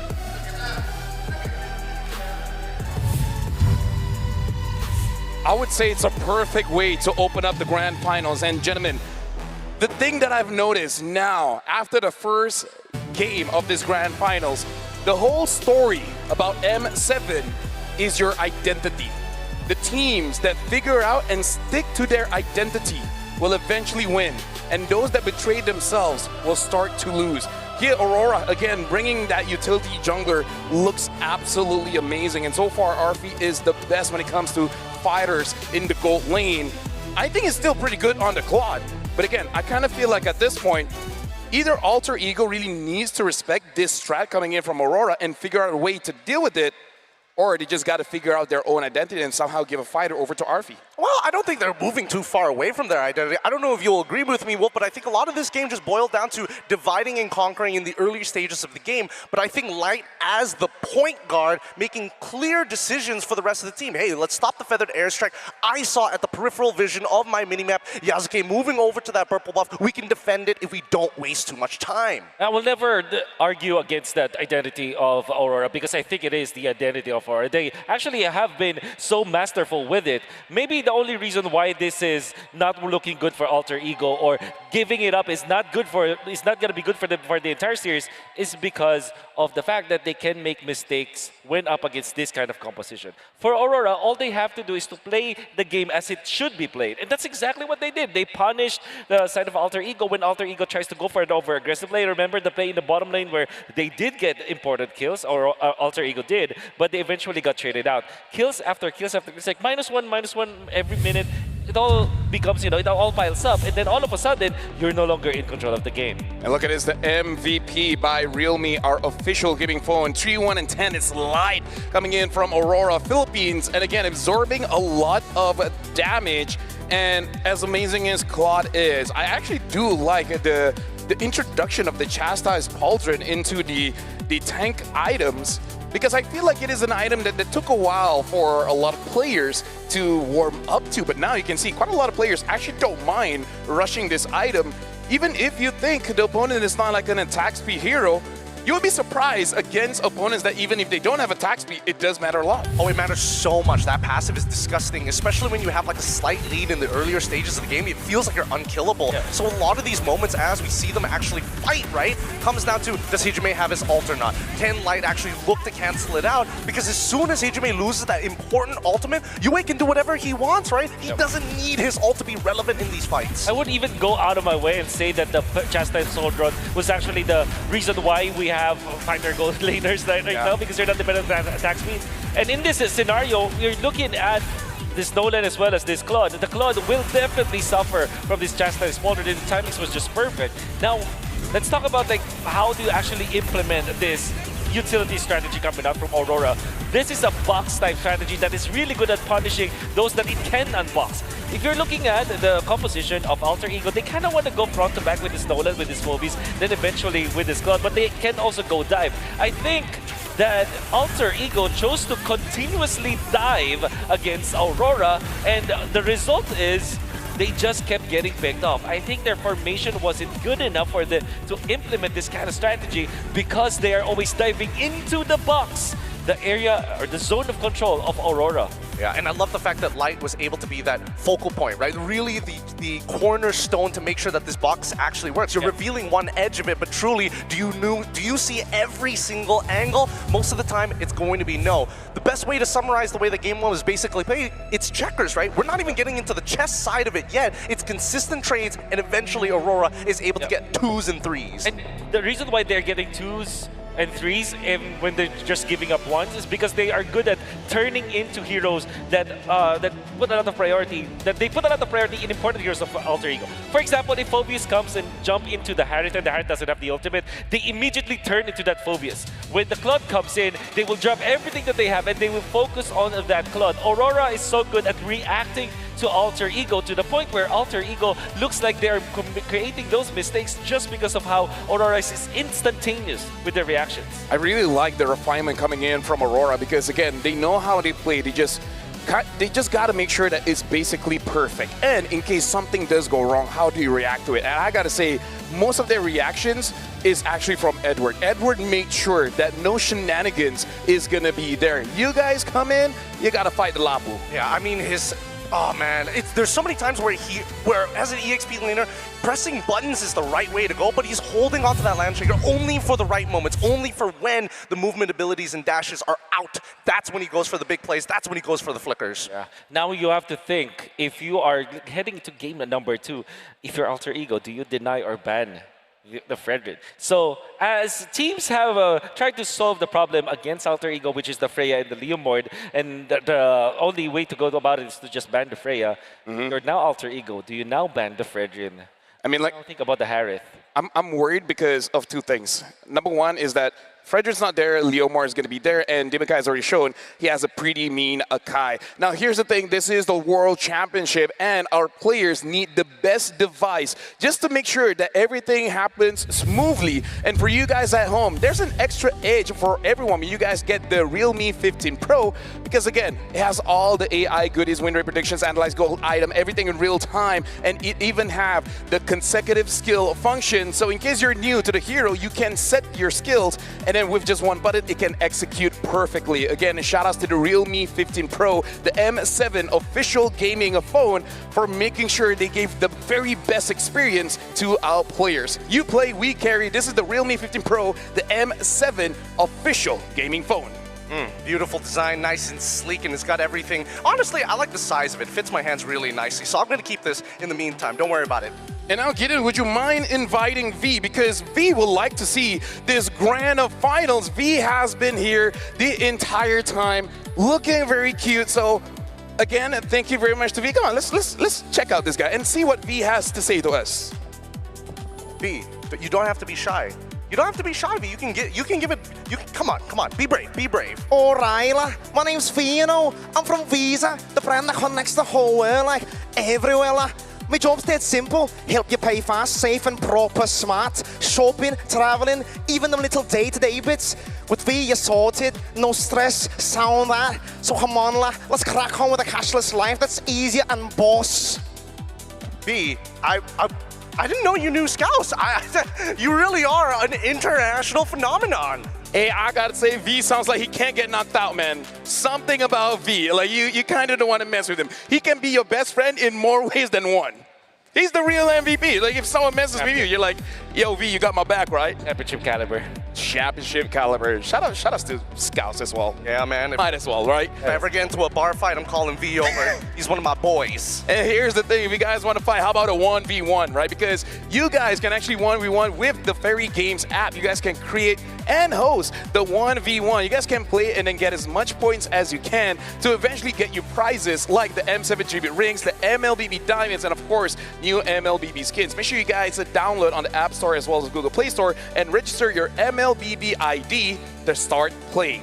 Now, gentlemen, shout outs to all our sponsors. They're amazing friends, and you guys made this possible. And we do hope that this Grand Finals goes all the way, because even though we've seen Zephyr for like what? A better part of 2 to 3 weeks now, we've seen that he likes to adjust. Now, I really want to see how he adjusts for this one, because in that previous draft, Leomord was not touched at all. Not picked, not banned. I wonder if something will change around the jungle pick. I think, I know, and now Wolf has already brought up a couple of good points about specifically having these utility junglers. I think it's less of a problem with the utility junglers, but the combination of it with this Zhu Xin. That's why we're not seeing the Leomord in this particular matchup, because, the amount of peel that they have with just these two heroes is kind of insane. Sprinkle a little bit more CC, and then it becomes impossible. Well, you know what? I think it's fine, because here's the thing, our players are playing on the secret lab chair, which make it so that they can play all 7 games here, giving amazing comfort with the ergonomic chairs trusted by the world's best MLBB teams. Whether you're enjoying a casual game with friends or representing your org and country on the M7 world stage, Secret Lab can elevate your game with tournament-grade ergonomic support. Again, the very same kind that powers the pros, the casters, analysts, everyone here in the MLBB Pro scene. Get yours today, maybe tomorrow. Hey, I mean, you take your time with it, because again, if you want greatness, start with a Secret Lab. Wolf, I'm curious to know, because for this upcoming game, we've seen Aurora kind of like make these small adjustments every time they play in the upper bracket. Do you think they are going to be the ones who are going to stick to their guns, or switch on over to just make sure AE is constantly on the edge? The quick answer to that is they're going to stick with their guns until it loses, until there is a draft that Alter Ego can come up with to counteract it. I think that is the reason. The reason why that is the case is because they want to get as much points as possible, to get to that point where if they're at, let's say at match point and they already are figured out afterwards, then they employ a new strategy that hopefully Alter Ego does not solve yet. So to answer your question, until it works, they will use it. Hey, you know what they say, right? That's how cookie crumbles in beginning, right? That's so right. As long as it still works, just keep on using it. Like, I like that mentality, because it's really on you, because we got to remind ourselves, I would say even in a best of 5, the mental stamina is going to be tested, right? So I really feel like you got to pace yourself. You don't have to do anything unnecessary and burn out early. If you just, in a sense, just blow your load early, it makes it very difficult for you to draft later on, because then like, okay, there's just no more surprises. I don't know, that sounds a little premature. Considering that both of these teams are truly at the top of their game, it's really trying to get as close to the edge as possible without tipping over and losing your sense of self, right? Because once you have that clarity after you make those mistakes, I think that AE now, coming into this draft, might switch things up. First of all, I think it has to start with blue side, red side. That's right. Can I just say, I love your linguistic ability. Thank you. You're amazing. Yep. You're really good at this. And then we're talking about like the adjustments coming up from Alter Ego. They have to start with the blue side for sure. But now they also will have to think about their jungle choices. I think that the idea why they chose the Nolan makes sense in a vacuum, because you need an assassin against the Jushin. You also need a hero that can outpace this Fredrin. However, the Fredrin plus the Jushin combination is such a strong combo in a way that you can only counter one and not both. If you counter the Fredrin part, then the Jushin part will just be free. And then when you try to counter the Jushin part, the Fredrin, as you saw in game number 1, will be free. So I think that the middle ground in that scenario is to go for fighters. That's why I really thought that the Suyo would be a better choice in that previous draft. Maybe a Guinevere eventually. I think that Alter Ego just have to really pick their battles, or maybe just make sure that they only have to solve one. I would have to say something that I like about the draft coming in from Aurora or from Philippines in general is that they draft in a way where the margin of error is actually quite low. But now we have more surprises here in the MS7 World Championship. In fact, we're going to be throwing it over to the host to see, is there any more surprises for us? Aurora Gaming Philippines takes the first blood in this best of 7 series. However, before we continue this action-packed series, we have some very exciting news to share with our MLBB fans. We were pretty sure that everyone will love this, especially MLBB fans from Thailand. What exactly is it? Well, let's all watch this video.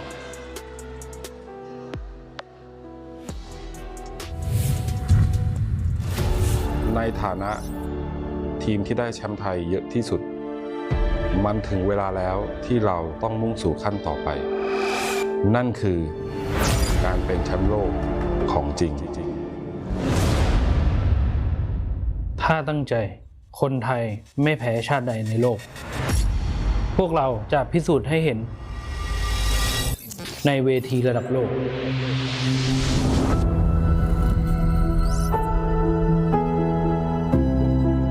อนาคตที่ยั่งยืนคือเป้าหมายของเรา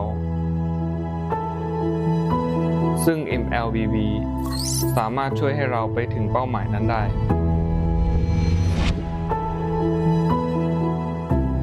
พวกเราได้พิสูจน์ตัวเองแล้วพวกเราก็เป็นทีมแชมป์ในเกมโมบ้าบนมือถือได้เหมือนกันและตอนนี้พวกเราก็อยากจะเผชิญหน้ากับความท้าทายใหม่ๆไปกับ MLBB ถ้าเพื่ออนาคตที่รออยู่ข้างหน้าต่อให้อุปสรรคจะถาโถมเข้ามาแบบไหนพวกเราก็ไม่หวั่นจงกล้าในวันที่คนอื่นกลัวการที่เราเป็นผู้บุกเบิกสิ่งใหม่แม้มันอาจจะยากแต่มันคือโอกาสที่ประเมินค่าไม่ได้อย่างที่รู้กันพวกเราคือทีมแห่งโอกาสและในเมื่อมีโอกาสใหม่ๆเข้ามาพวกเราก็ยินดีรับมันไว้โอกาสจะมาถึงมือคนที่ไม่ยอมแพ้เท่านั้นและโอกาสที่ว่านั้นก็ได้มาถึงมือพวกเราแล้ว MLBB คือเกมที่จะพาประเทศไทยไปสู่ระดับโลกได้อย่างแท้จริงการันตีด้วยยอดผู้เล่นกว่า 1,500 ล้านคนในมากกว่า 200 ภูมิภาคและประเทศทั่วโลกแถมยังมียอดเข้าชมการแข่งขันอีสปอร์ตบนมือถือพร้อมกันมากที่สุดในโลกประจำปี 2025 ถึง 4,100,000 วิวและถูกเสนอชื่อเข้าชิงรางวัลในรายการ The eSport Award และ The Game Award ถึง 2 ปีซ้อนประเทศไทยพร้อมลุยแล้วร่วมประกาศศักดาของไทยให้ทั้งโลกได้เห็นกัน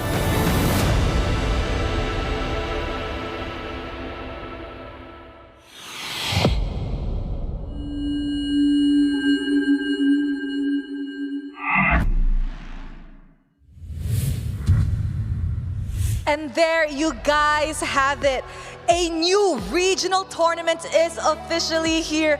Ladies and gentlemen, the Mobile Legends Bangbang Super League Thailand launches this year. This league will feature 10 elite teams composed of 8 established Thai powerhouses and 2 teams from open qualifiers. And Glenn, I actually heard that some of the MSL Thailand representatives are here in the arena with us watching the M7, and I cannot wait to see them in action. Also guys, for your information, MSL Thailand directly connects the region to the global MLBB ecosystem, as their champions will have a slot in the MSC 2026 wildcards. This is a huge note for Thailand's legacy in MLBB that began with their victory at the first MLBB International Championship in MSC 2017.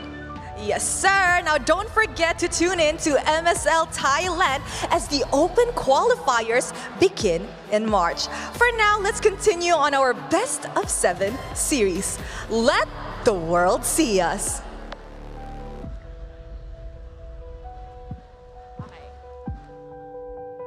Yes, sir, dude! Oh boy, really excited to have Thailand here with everybody else. And more importantly, LaFell, we witnessed it from the very beginning, right? All the way from MSC and now reintroducing this previous legacy region back to the modern age. All right, just to confirm. All right, I can hear my voice. That's perfect. And yes, shout out to Thailand. Can't wait to go back there again for the wildcards. Well, hopefully we get to go there, right? But either ways, right now in this best of 7, we can see all 10 players are already on stage. Looking at the faces of Alter Ego, they look calm, they look happy. So I'm really feeling like, okay, game 1, we learned quite a few things. Now it's really all about adjustment. I feel like, honestly, when it comes to draft, I think it's honestly quite good. You know, everything is okay. It really is just about the execution. And I really feel like it's just Aurora just being one step ahead because they've been using this since forever, right? And they were so instant when it comes to their picks, right? When they saw that it was the Claude, they instantly go for the Frederick and Harris. They didn't even waste any second to pick those up. And then they also went for their comfort picks with the Lapu-Lapu as well as the Hydas. Some people will say that the Esmeralda will be better against the Phoveus and whatnot, and against the Farsta. You can't have that high loss, but they still went for that because they're not that concerned about their opponent's strategy. They're more concerned about can they actually execute their box. And you saw in the previous game, they are so systematic with it. When somebody jumps, they will go peel with the high loss. They help each other out when it comes to their box setups. And Dominic, Demon Kite, I mean, so reliable with the taunts. He's really good at it. They had the golden trifecta of the Zushin, made sure that they have the high loss, and on top of all of that, having a Fredrin, I don't see them becoming an impenetrable wall without that golden trifecta. Hopefully, we will see something a little different here in Broken Walls. Nice transition there, kid. Yeah. Really good. Yeah, because, yeah, we are in Broken Walls. Alter Ego will be first pick. And look at this, already batting out those... the utility jumpers. Risky utility jumpers, man. Yes, that's how I describe them. Frisky. Deal with it. Interesting. Am I wrong though? Yeah, I mean, I don't think you're wrong, but they definitely... Because they do step on you. They do step on you. They come into full contact on purpose, right? And I still like the idea that AE needs to get rid of this Khalid, but at the same time, does this disrupt the trifecta? You don't have the utility jungles anymore. I feel like AE wants to force Aurora in a more coin-flippy style of composition. Maybe somewhere along the lines of a Croc, because it is actually available as of now. At the same time, though, are they actually willing to play the Jushin? We do know that it is a very strong hero, but we rarely get to see Alter Ego pick that up. However, I still feel like it's the best mage that we have right now in the metagame, just because it allows for you to be snowbally in the laning stage when you get the turtle so easily. And even in the latter portions, because of the Sky Piercer, can actually back up a punch, can actually impact the team fights. It seems like there will be a little bit of a change. I mean, like, here's the thing, Wolf. I don't know about you, but I love Jushin, man. Any reason to pick it up, I'll pick it up. Because Jushin is one of those heroes that's really not selfish. Right? She will always help people out. And if attention gets on her, she can protect herself. She's literally like... She don't need no man. She's literally like the most tanky mage we have in the meta. Yes! Kind of ridiculous how the design of it made her like impossible to deal with at times. But I feel at the bare minimum, this might be a mistake. I think that right now, holding on to just Freya alongside with the Jushin, there has to be some kind of leeway here. There needs to be some kind of give and take. I gotta say, sometimes I feel like she's as tanky as a Grok. Which, a big wall of a castle, and a girl that doesn't even wear shoes. Make it make sense. Floating the lantern around with butterflies, you know. What I feel like, what makes there you go. I agree. Yeah. Jushin really strong is that you guys love Jushin too, right? Yeah. See, everyone loves Jushin. Of course. I lost my train of thought, but yeah, Jushin is a hero that actually activates most of the junglers, even when they're assassin junglers. Obviously, Fredrin with the Jushin or any utility jungler with the Jushin is already pretty good. But if you play the assassin, just because of your mid lane prio, how strongly you can affect the mid lane when it comes to the laning stage, that makes Jushin really a big threat when it comes to it's really a first pick worthy hero. Honestly, it's very interesting where Munta tried to adjust her, thinking like, okay, now we'll see something. He was like, no, you kind of made it stronger. Yep.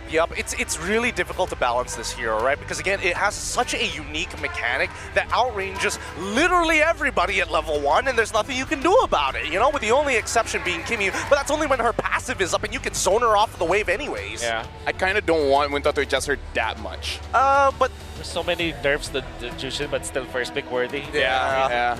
It's kind of like Cho. The kit is always going to be relevant.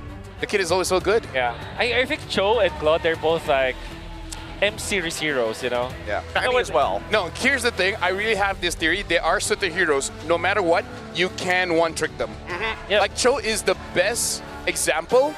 Even if the damage Cho is bad, you have tank. If tank Cho is bad, you go damage. And if either is bad, your kick is going to be so good, it doesn't matter. Cho is a type of hero where you can have a 10-month drought in a year, and then come the M-series, it will still be a success. It will still be a priority pick, you know? That's why he has a lot of skins. It's so good. It's so. I wouldn't be too surprised if there was like a subreddit r/Way of the Dragon just for Cho. It makes so much sense.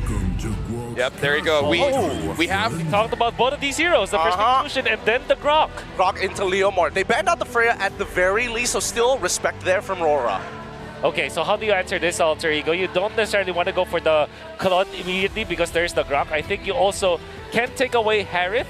At the same time, though, that will be not a good hero for it. So this is super duper interesting for Alter Ego because now we can see how they will now manage to counter the Leomord. Previously, they went in for the Claude, then eventually the Suyo. Yep. However, because they already showed that before, Aurora might be prepared against that. What if they went... I think they... Okay, so... Ooh. Speaking of Cho, by the way. Cho? Most of the heroes we talk about is here. Well, I was expecting the Cho. I wasn't so sure about the user. I was thinking more along the lines of Sora first to kind of keep things open, but this is a very direct way to play the comp. I think the Farsa will be picked up here by Aurora, but then again, Harith is also available. I think just between those two heroes will be the third pick here for Aurora. I think the Farsa is a much better pickup, though. I mean, like, here's the thing. This is why I feel like Alter Ego, they're lying by being honest. Because again, look at that draft. They're like, okay, we kind of know where everything is going, but at the same time, you're like, wait, where is this going? Yeah. Well, what we do know is that Aurora is going into that funnel direction. This Farsa and the Grok, a worthy adversary to Cho Jushin mid lane. I think that matchup is so even. I mean, of course, the first wave literally favors the Farsa and the Grok because of the wall and third round part, but from then on, this mid lane battle is probably one of the strongest mid lane battles we'll ever get to see. No, I appreciate this duo, you know. Jushin and Farok are amazing. Groksa. I like that. I like that a lot better. I kind of like Farok. Farok, yeah. Because you can create a skin. Farshot. Nah, but like Rock, you know, like imagine Farsa with the guitar and Grok with drums. I like that. I like that. That's a skin idea. That's a skin idea. Yeah, that's rock out. Make it happen. That's the duo that's going to be rocking my world in just a little bit. Uranus ban for the side of AE. I think this is to be expected. Do they want to double down with an Esme on top of it, or do they want to diversify? I think the Esmeralda just is such a good ban because they will not have enough for that. They only have the Cho and the Jushin. There are a few heroes that can actually survive this mid lane duo, and Esmeralda is definitely one of those heroes. It's a worthy ban. At the same time, there was a time where the Glue and the Farsa was used to counter the Yuzhong. Even someone like Sanford, who mains the Yuzhong, will not survive that kind of lane. So Glue and Esmeralda might be the choices here for Zephyr when it comes to the ban. Yep. So right now for Aurora, they already banned out the Guinevere. What other jungler are they looking out for? It looks like they want to take away the Esmeralda, so there's a good chance. They want a Lapu, I feel like. Yeah. And Harith, obviously. I think this is a fourth pick Harith for Aurora. And now if you're Zephyr, you're going to be thinking about, do I ban Harith or do I focus on the Edward hero? I believe that banning out Dominkite might be better because you can really never have enough bans against Edward. Do you feel like Aurora will go Claude? Oh, man. I think Aurora will go Harith. All right. I think most comfortable, they go Harith. Worst comes to worst, they go Granger, right? Yes. It's not even... I wouldn't say, there you go. Yeah. That's the Harith ban. Well done, Zephyr.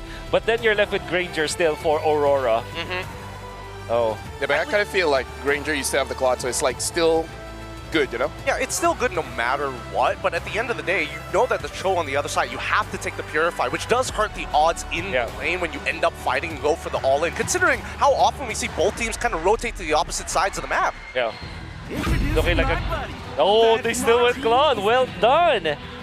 Well, they seal it away, though. That's interesting. Yeah, because I kind of feel like the whole theme of M7 as well is just to make sure that you win lane. Yeah. And again, Claude has a favorable lane against most matchup. Exactly. Now that the Freya is not there, even against a Granger, it's still going to be fine. I really like it. Now, I think you're left with that.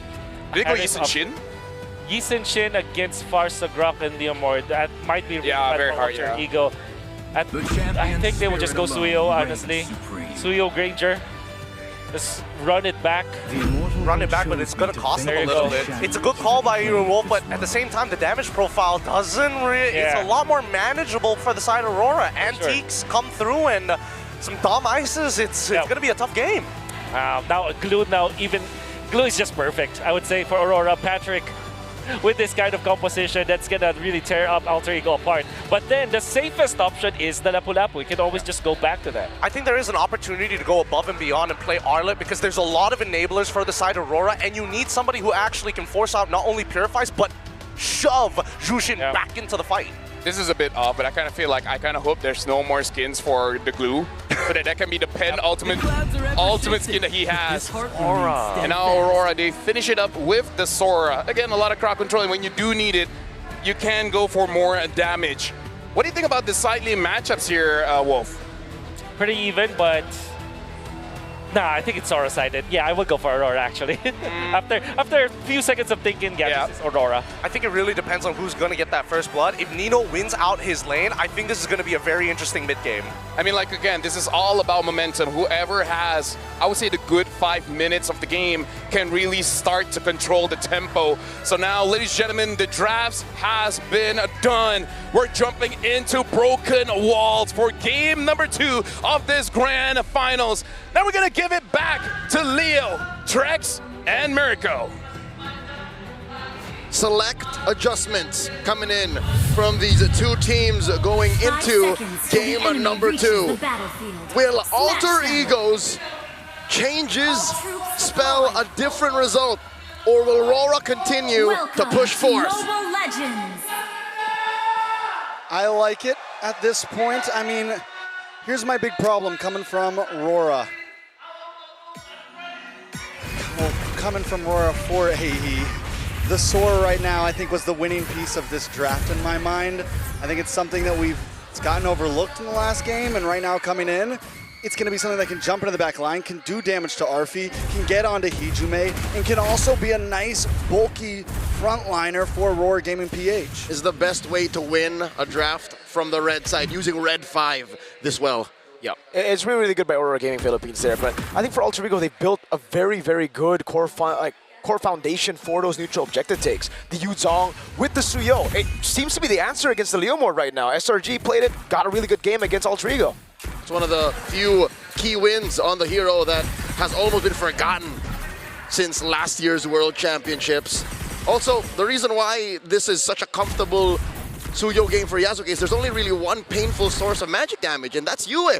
And this lineup, I'd say, is built to hunt down Yue. Nino on the Yuzhong, even Alekin get pokey and kick him right out of the skies. Yeah, but getting the Grok and then getting the Leomord is something that's going to be able to stop that. It's something that's going to be a big problem for Alter Ego. And last game, Yasuke also had a nice hunting hero, but he wasn't able to find the angles. So this time, a lot of it's going to come down to, can he finally get past Aurora Gaming to those heroes? Turtle spawning in the lower quarter of the map. You'll see that the Claude will try to push fast, clear it, get double waves, and then join the fight. After a long time of not seeing Suyo, well, hold on, Demon Kite gets completely zoned. This is a Turtle 1 take for free for Alter Ego.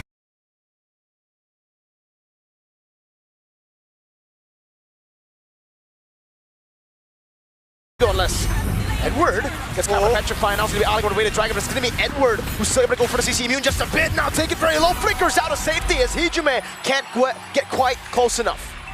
Frederick, you were saying? I was saying, the Suyo, it's so rarely picked up that a lot of teams going up against it would just not be prepared for it. But it seems like for Aurora Gaming Philippines, they know how fast the Suyo can go, and that's why Yue, Edward, Bangbang, they're playing it so safe. Yeah, but can they stop it from its speed? We're already seeing a first turtle go into Alter Ego. This might not be a composition that Aurora Gaming wants to take the super slow route to. At some point, they do need to try to fight it out. And I think that's dictated by their jungler. You kind of want to snowball, not as fast as you would like a true assassin, but with a Leomord, you kind of want to get the most out of that power spike you get when you have your War Axe and then your Brute Force. From there, you kind of feel unstoppable. I know I did this morning. They're trying to jump on Edward. I think Nino knew that Yue was hiding in there. Something was fishy about that. Again, you don't see it. That means you see it. Taking a look at the items right now. Arfi looking for Hunter Strike or an impossible early Sky Piercer. He's going to go straight to Sky Piercer, He's going to skip it. He did that yesterday as well. He likes to go for that Sky Piercer up front, but big. Great reaction from Hijume, but it's a bit late now. Has to burn the Flicker. So it's light with the Flicker and also Hijume. Both teams really just testing the waters right now. No big full commit engages, but seeing what the other team is going to do. His limit testing, and now Arfi, Hijo de Oro, finds that early Sky Piercer. Now it's up to Alter Ego to ride that wave. No red tree, and Yuzuki didn't even get it there, the green camp. So this is info for Demon Kite to utilize. So last time that we saw Arfi go for this early Sky Piercer, there was a quick gank up to the gold lane. I mean, either after this turtle or maybe even give up the turtle and go for it, but it's all about trying to get Arfi these stacks as soon as possible. Time's a ticking. We'll see if that kind of rotation will be the play for Alter Ego. But what is clear is they want this second turtle. Massive presence from El Familia here. Aurora Gaming want to contest. Edward jumping in. Hijume no Flicker. Going to be brought back into the better airstrike now. Hijume taking very low. Plays a duet from Bangbang. And back at the Lord, Edward does find the kill, but Demon Kite finds Nino! It's an all-out win for Aurora Gaming Philippines. Yue trying to go for a stun onto Arfi now. 3-0, and even a turtle taken by Aurora. Say what you will about Aurora's draft, it being very ult-dependent and timing reliant. They found the perfect timing. They used every single ult that mattered to take down 3 members of AE and the second turtle too. That's one of the major problems I have with the Suyo. When the hero was big, this was still one of the major problems. Is there's too many dudes in there. And look at this major cut. Oh, Dragon, good sidestep by Demon, kind of ganking the bottom lane. Nino going to be dove on now as they turret jungle, and Edward takes to the skies to pick up a killing spree. Aurora Gaming giving Alter Ego the Alter Ego treatment right now. Right, caught on the way to Dragon now. They're going to give over a stack to Arfi. So they get something on the map, but Aurora get more value. It's a good trade for the Northern Lights. An XP laner and a turret for a lone roamer. It's very rare that El Padre Nino gets told what to do. That's just not how it works. Even when they're losing, he's usually the one who wins the lane, who tries to gain back parts of the map. But here, that's a non-starter. Aurora Gaming are dictating the pace, and how unfortunate is it that it's in that same side of the map that the final turtle will spawn. Another big problem, Yasuke already taking this death, right? And even when Suyo was meta, it wasn't a hero that you wanted to die this early on. It wasn't a hero that you wanted to lose turtles on. And now that that's happened in the current meta, I'm wondering how far back is Yasuke as of now? We'll see in the items. We'll check in just a bit. It's the final turtle will be spawning about 50 seconds. Big fight starts. All in, you blink and you miss it. Arfi disintegrated. Now they're just trying to go for the defense. Petrify on towards Dome. Nino going at it over. Gets the knockup as well. Nino in the back now doing more damage as Demon Cat goes in with a steed and runs through Nino. 2 members down on the side of Alter Ego Esports. A huge gank from Aurora Gaming, sending Arfi back to the base. El Familia is getting crumbs. Alms. Yasuke is starving. All that upstairs for a turtle. The math doesn't check out. Edward spots Hijime here. Goes into thunder form. Goes in on the Hijime. Forcing a flicker. Edward! With a flicker himself. Now Arfi trying to go for the damage, but it's Yue! With the shot. Arfi getting barriered away now. Low gets smacked by Light. There is no escape right now from Aurora Gaming Philippines. Alec does jump in though. What a peel there. Tectonic charge. And the blazing duet from Domeng. Nino taking very low. So able to sustain for some bit. Domeng goes back in. Nino still there. It's going to be Alan with Kundo and Yasuke now. Going out of a Demon Kite as his horse. Alec just trying to get away, but Demon Kite doesn't want to let it happen. Yasuke look for the re-engage. Weather canceled. Now the blade surge backward. Feathered airstrike coming down, and they zone Alter Ego from the purple buff. Let me commend a play that happened off screen that made the tail end of that sequence immaculate for Aurora Gaming PH. Demon Kite used the Phantom Steed just to get there. Yep. So again, the map awareness and communications on Aurora Gaming side is on another level. Yesterday, last night, back-to-back, 2 teams that are so good at fighting, so good at macro. SRG and Liquid, they did not play this way. Nope, they did not. And the mechanical awareness on top of that, Leo. Light canceled out the dive from Nino, which would have been a sure kill. You know, at this point, we just saw the gold spread. Overall, the 2,000 gold lead is pretty divided between 5 members of Aurora Gaming. Alter Ego still not completely out of this, but if it continues on this track, it's going to be tough for them. Whoa! Go Hijime back, feathered airstrike. So much thrown at Hijime, and he can't handle it. Neither can Nino. He has to use the Black Dragon form defensively. This was the MO for SRG last night. That one game they won, and that game 4, where it seemed like they were going to equalize, they attacked the heart of Alter Ego's lineup. They attacked Hijime, denied him the game, denied him from playing. But here, it's all the more evident. The Zushin's short to mid-range utility isn't accessible at this time. Lord for free going over to Aurora. You know, looking at the back at the draft. That's okay. No blade surge. Jumps in and kills him! Edward on a tanky Sora, still packing such a huge punch. I think he could 1v1 just about anybody on Alter Ego Esports right now. Mirko, Trex, I've never seen Edward this driven. He plays the same game as he did with the Lapu Lapu, 6-1 and 4. Oh, wait. He found the angle. This is nasty. Mirko, you know how Light does this! The tech charge, now Edward with a pullback on RP! And he gets the killing spree, but Edward gets shut down. You were able to stun over on Hijime. 2 members for the price of Edward, plus huge amounts of space right before the Lord meets the base. No matter what team Light plays for, RSG, TNC, Warcaster Force, Bigitron, XBTN. And now Aurora, he's the same high IQ player, finds that massive tech charge. Holy Shield up top pop. Alter Ego looking to protect the real estate. Bottom lane is gonna pop as well. 5K up Aurora Gaming. You know what I was saying was, I feel like that first phase of drafting, the Jushin was not worth giving over the Grok and the Leomord. I think you take the Grok, you take the Leomord, you give over the Jushin and the other one, and you still get the Farza. Anything, I think Alter Ego, not just in the gameplay, but also the draft, they are getting outmaneuvered right now, and there needs to be an answer soon. Man, feather airstrike over on RP, doesn't have flicker. And now it's gonna be the barrier coming down again. It's Edward. Go into the skies, trying to go for a slam. Yazuki in the bottom lane. Just really trying to go for a trade, but the waves aren't crashing in just yet. Okay, looking for some bottom lane play. anything, and this is what Yuzuke always does well. Even when they're losing, he looks for playing the map. He steals away buffs. He finds towers. He's able to play the map a bit, and it's going to staunch the bleeding slightly, right? It's a small band-aid on a big flesh wound. And that flesh wound is ringing to the tune of 5,000 gold up. Half a minute till the Lord spawns upper quarter. Alter Ego Esports can only pray and hope to get lucky to contest because the map doesn't belong to them at all. Demon Kite can willy-nilly rough shot, just hit the Phantom Steed, and what, 10 seconds later, be the same kind of threat. Alter Ego Esports, I'll say now, one of their possible win conditions, their outs here, is to get a pick off on Yue. That's a start. Yeah, Alex got to make a big play, some sort of big kick, but the thing is, his light is outmaneuvering him time and time again.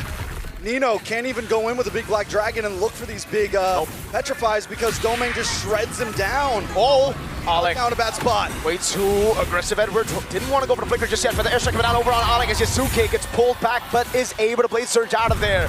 And now it's Aurora knocking on Alter Ego's base. Lord's gonna spawn in about 20 seconds. Hijume still unable to find his footing.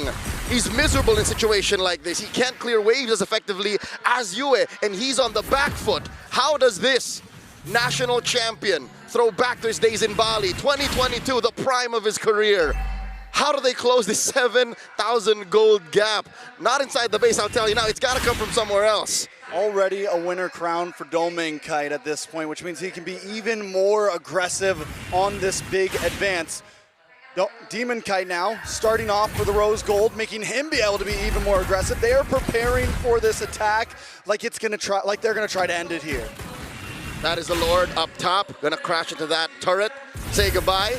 Bottom lane and mid seems to be the point of contention. The defense, feathered airstrike by Yue. Not much of a response. They force the Crimson Beacon out from Hijume. Light just fainted, he went, huh! And Hijume reacted, he flinched. Two base turrets on the sides. That is the worst combo you could find. And again, it's what LaFell said. Farok, Roxa, that combo, brother, is too much. I'm partial to Farok. And there's the Farsa starting it up. Phantom Steed from Demon Kite. Turn in mid, about to go down. Edward, oh my god, Light jumps in again! Tech charge! Now Hijume taking low, they're still able to go for it. Nino with the Furious down in the Petrify, but he won't be able to lock them down for long. A Cannon in the mid lane as Edward dives in with a bit of crown. Yusuke clears out the Cannon in, but they have another wave. RV with a couple of free shots and down. Not yet, Edward able to just get away again. He's ticking down. Hijume able to get a shutdown. Demon Kite on the horse again. Jumps on Yusuke for bang! Hijume gets away with the Crimson Beacon. Domeng's on the base. They can't just end it right here as Nino jumps in, but Yue! Arfi keeps on kiting back and forth. He's able to push him away with a couple more shots. El Familia stands, still breathing. A 10th left on the base, refusing to go down. Edward got some kind of plot armor, brother. After losing M4, now in the same arena, something's clicking. At this point, I mean, I couldn't even see his health bar at that point. Yeah. And the Shaw residue was on him. There was no reason for him to be able to walk out of that alive right now. He's got the Jakarta energy right now.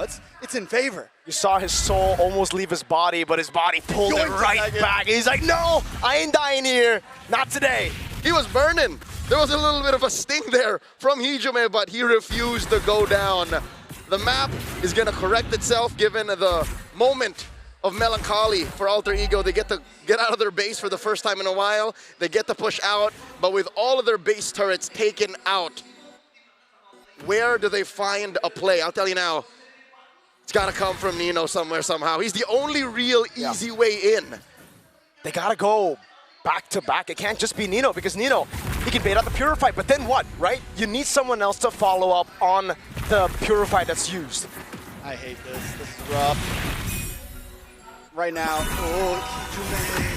Pops in the Crimson Beacon, it's now or never now. Light jumps in the backline, won't be able to find anything now as Ali goes for the Raiders Dragon. He says Suki's able to go for the base, but now Edward! RP taken out along with Yasuke. Wait, yes. He gets stomped to the ground, curb stomp, that's Yue. In a 1v1 against Nino as Domeng goes for the BMI! Domeng! Gun brings Hijume down. Now it's the base next to the chopping block. And Aurora go 2-0 in the grand finals. Blinded by the Northern Lights' surgical precision and the seemingly plot armor that keeps their players alive, Alter Ego's signature aggression quelled once more. Momentum has been built on the side of Aurora PH. And like I said, it feels like from draft to game, they are in control. Professor X has got to go back to the drawing board. He's got to think about something because the trades just aren't feeling right. Kay Sam Yves Wolf no Pueto mentioned this. Alter Ego will stick to their guns until it works. And I agree, this is their identity. This is not the time to dig deep and find something that works because that's what got you to the grand final stage. But it's all banned, that identity, it's all denied. That's the problem now. Aurora, they took those days where they were off, but it was completely different to the Edward of M4, the Blacklist of M4, who maybe went through the upper bracket finals. Again, as Oheb said, they just weren't ready for the other picks. Aurora had that experience, they used it. They had to keep on sharpening their swords. A little food for thought, maybe our panel can delve in deeper. Did Aurora pick up a little bit of liquid stampede in their gameplay going into the grand finals? Something that I can say, man, Mr. Consistent and the light system, man. Like, both of them did this front line. You can't go through them. You can't go through light. You can't go through Edward. You want to go to the back line, but this two won't let. The moment's light, and as well, as you've mentioned before, Mr. Consistent absolutely won't let anything get past them. These engages have been ridiculous. The tectonic charges as well, but I think the biggest flaw that we saw throughout this game was the way that they were trying to bait out resources, specifically from Hijume. Yeah, I think it's also evident that the first turtle is the priority for both of our teams. We mentioned before the actual series started that this might be a game where it might go long, but it will only have like short games in it. Like it could be a 4-2 game, a 4-2 series, but the games will be short. It's so snowbally, and it's because of the draft. You can see that Aurora have been drafting to focus on their laning stage into the first turtle fight. And so far, with the first two games that we've seen, that has been the priority, and they were successful in accomplishing that. Yeah, take a bit what Mirko said is that Alter Ego, they want to play their identity, but it keeps getting banned out, right? So this is where really Alter Ego needs to start going in deep. And it's also good that Aurora, being on second pick, being on red side, they were able to get winning matchups, right? Get their mid trio first, and then see what's available, pick up the Claude, and it eventually does pick up that Sora. And again, M7, the laning phase, man, is absolutely important. But for now, we're going to be looking at the MVP of the game, and looks like it's Mr. Consistent. It's Edward on that Sora, man. No doubt about it. I think everybody can see if it was not going to be Mr. Consistent, it was going to be like these two are playing out of their minds here in the grand finals. Huge engagements. But the best part about him is the fact that he's purely abusing the passive coming in from Sora. Hey, just because I've got a lot of max HP, don't mean I can't throw hands. Casters asked the question, did they actually adapt the liquid stampede into their draft? I think that this is the epitome of that stampede. I think we saw Edward just play this Sora with the high octane kind of gameplay where he's not stopping making the play. I think that really fits that kind, like this hero fits that kind of playstyle because of low cooldown ultimates, low cooldown skills. You can swap between your forms, and if you have the proper targets, you can actually eliminate them. You're gonna see that through the highlights. His target acquisition coming up from Edward is stellar. It's so very good. And with the additional light to cover the other angles that he can't, his engagements have been absolutely nasty. And this is one of the few times, right? So many people have been saying on the internet, hey, when is Edward? He may be Mr. Consistent, but if you give him just a little bit of love, a little bit of resources, he can carry this game, and you see it right here. That tech charge. And by the way, in that last highlight of this game, you're gonna see the Sora of Edward catch and snag two of the most important heroes for Alter Ego. He's gonna get the jungler and the gold player. Look at that. Tie them together with that Cloud. Is that not an MVP-esque performance? Might be one of the best plays that we've seen all throughout the finals. I gotta say, Gideon, like, as cool as junglers and goal laners are, man, these kind of games are the reason why I play Rome. These are the kind of games I play EXP, because Dude, it's just so cool. So much fun. It feels good that the meta is also highlighting every different aspect of these roles. For us, at the very least, in our own individual roles, this is cool to watch. Aurora, with their 20-5 kill score, something needs to change. And I think that EE need to recognize that they can't just simply fight for the sake of fighting against Aurora. The response times are just too good. Yeah. You can see that Aurora has good mastery of this kind of playstyle where they are good at utility junglers, and then they're also good at hybrid junglers. Like, well, technically, let's just say they're fighter junglers. Yeah, fighters, yeah. Lee Sin-shin, that's Leo Mord, as well as the Suyo. If it's Suyo eventually, I don't know if Aurora will eventually play that hero, but that is like the hybrid. It's not an assassin, it's not a utility. Yeah. They're like, it's not necessarily going to the back lines. It's really about accelerating your team. Exactly. And then when it really needs you, you go for those neutral objectives. That's you can maybe say that Alpha is considered to be part of that, but it's not there. Before M7, only Lee Sin-shin can play that kind of role, the third type of jungler. But because of M7, because of the new fighter emblem, because of the new archetypes we have, the Chastised Waldron, maybe this is where we can see that heroes like that can be available. That's why we can expect this Leomord to be a hero that the two teams will actually, they will try to get it taken from each other. Honestly, that's why I'm a little bit sad that it's only really Leomord that's viable as a fighter in the jungle. Like, yes, we got hybrids like the Lee Sin-shin, but not gonna lie, I kind of miss the days of Martis in the jungle. Oh yeah, right. I might even take a Balman because that tunk into taking those objectives is pretty cool. I really hope, like, for the future tournaments, we see a little bit more variation when it comes to the fighters. I kind of feel like when it comes to the assassins as well as the tanks, we kind of have a staple already. Where can we put Guinevere in that kind of category? I'm okay to put Guinevere if it's like a damage kind of thing. Like, she can set, but I want to see a different type of Guinevere where she kind of go in and she can, like, in a way, like, assassinate, if you get what I mean. I totally get what you mean, but it's tough because, again, Guinevere, what's really making her good is the fact that her kit allows her to kind of get in and out of the pit specifically. But if you miss your abilities, you miss your magic thumb, you're kind of dead in the water, right? That's the big issue with her. And none of her builds really accelerate it other than tank. Aulus is getting a revamp. Oh, it really needs a revamp, dear. No, here's the thing. I saw the revamp. Is it cool? It's very cool because you can tell what kind of skin he's gonna get.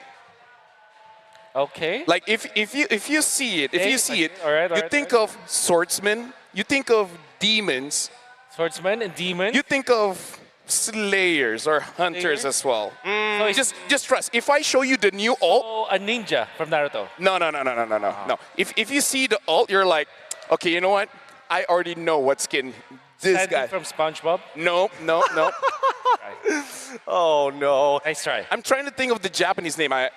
Kimetsu no Yaiba. Yep. Yeah, that's there you the go. one. There you That go. is the one. Just trust. New Aulus, low-key looks pretty cool. I'll wait for it to come out because, again, Aulus is just one of those heroes that you're like, oh my goodness, I've committed myself to 20 minutes of the game. No. This one is gonna be early game because the ult, like that straight thing. Now it just keeps on slashing forward. It's a Benedetta ult. So no. It's kind of like Suyo. Yeah, kind of like a Suyo, but it just keeps on going. Woo, boy! So you can tell, like, okay, I kind of know what kind of skin this guy is gonna get. That's pretty sick. It's kind of like a sword now. Well, we'll see when the time does actually come. Because this is like younger Aulus. Yeah, so that's the revamp. So from old Aulus now to his younger days. The kids can't relate to old Aulus. We got to make him young now. It's the only answer. Gen Z's running the business, 6'7". so you gotta have to. No. I'm not gonna accept that. That is Gen Alpha. That's Gen Alpha. Yeah, we talked about this in the podcast, bro. Yeah, we do. But even most of our talents are 19. Like the year starts off 19, right? I'm not gonna dox them just yet because we still have a little bit to discuss here. Specifically, when it comes down to AE trying to figure out a way to break through this impenetrable wall. I think a couple of adjustments that could, it could be good, it could be bad, really just is dependent on how antsy you are. Because the early game, I don't think that AE had a god-awful early game. I just think that a lot of their abilities were coming out kind of for free, right? The smoke and mirrors is really making them tear up. I have a very immediate, or maybe a Band-Aid patch to this problem that AE is facing. If they eventually get back to the blue side, remember they banned the Khalid as their third ban? Maybe if they just ban the Grok, things will be different. However, the only problem with that is that the Jushin will definitely be banned by the side of Aurora if the Grok is banned. But I think that you'd rather face the Khalid than the Grok, especially when you're facing someone like Light who really mastered this hero down to the T.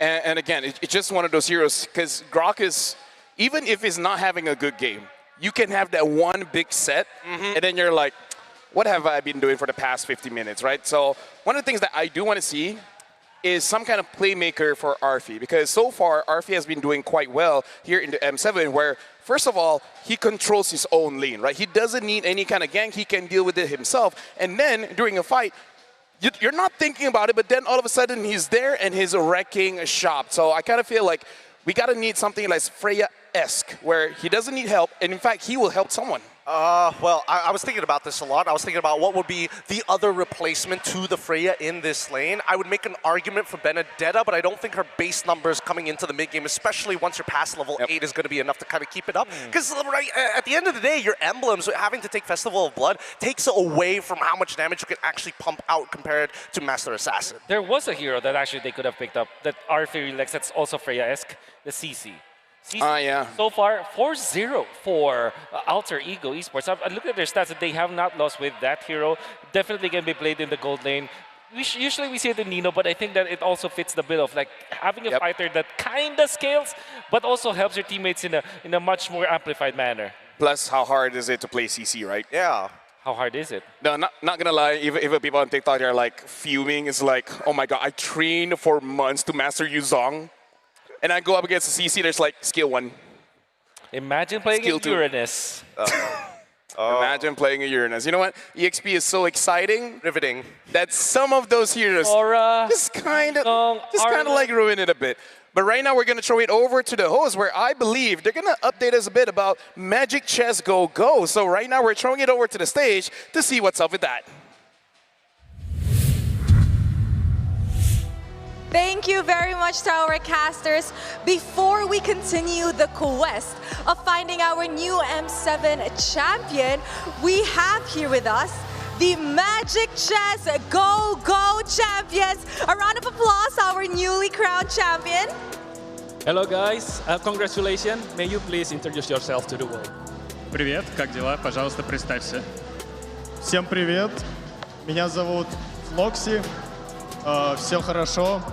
Настрой победный. Спасибо всем, кто поддерживал. Hey guys, my nickname is Floxy. I'm doing pretty well. Feeling myself as a champ now. Thanks for everyone for your support.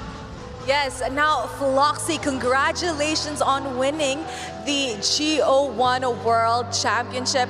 Tell us about it. How are you? How did you prepare for it? Расскажи, пожалуйста, как ты готовился и какие трудности встретились на твоем пути?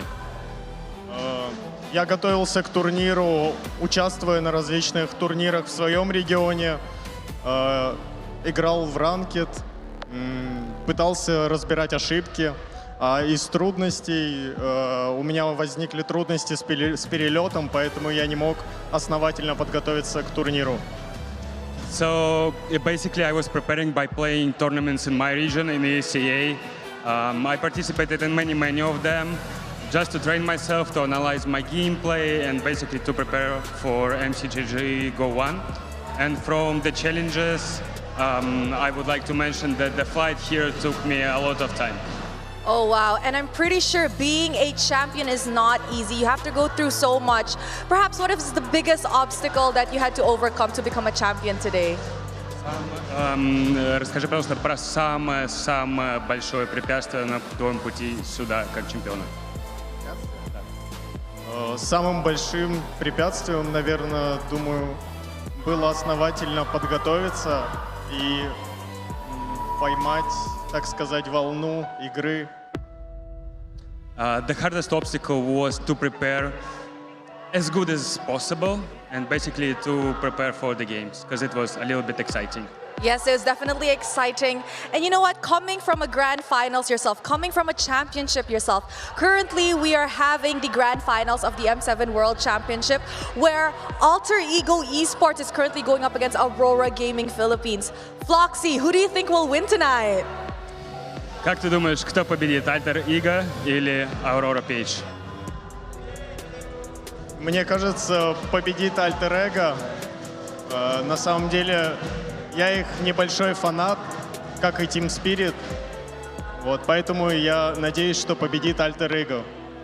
So basically, I'm a big fan of Alter Ego, so I'm cheering up for them because Team Spirit is not here anymore, so Alter Ego is my choice.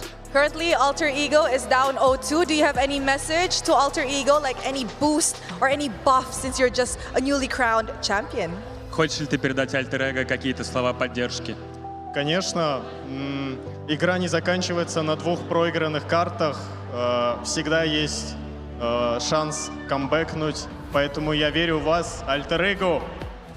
So basically, this game is the best of 7 series. So guys, keep it up. You're gonna win it. Alter Ego, let's go. What a very positive message. And finally, Floxy, is there anyone who would you like to thank or dedicate the victory to? Фокси, хочешь ли ты кому-то передать привет, либо поблагодарить за поддержку, либо посвятить кому-то эту победу? Я хочу передать привет всем, кто меня поддерживал. Привет ESEA региону, всем стримерам, ютуберам, родителям. Всем спасибо. Yeah, so big shout out to everyone for supporting me, to my region, ESEA, to my parents, to all of the streamers and YouTubers who were streaming the MCGG Go 1 finals. Thank you guys very much. Thank you very much, and once again, congratulations, Floxy. That it is from me and Glenn. But right now, we are going to be throwing it over to the stage with Eterna and Brigida. Let's see what you guys have in store for us.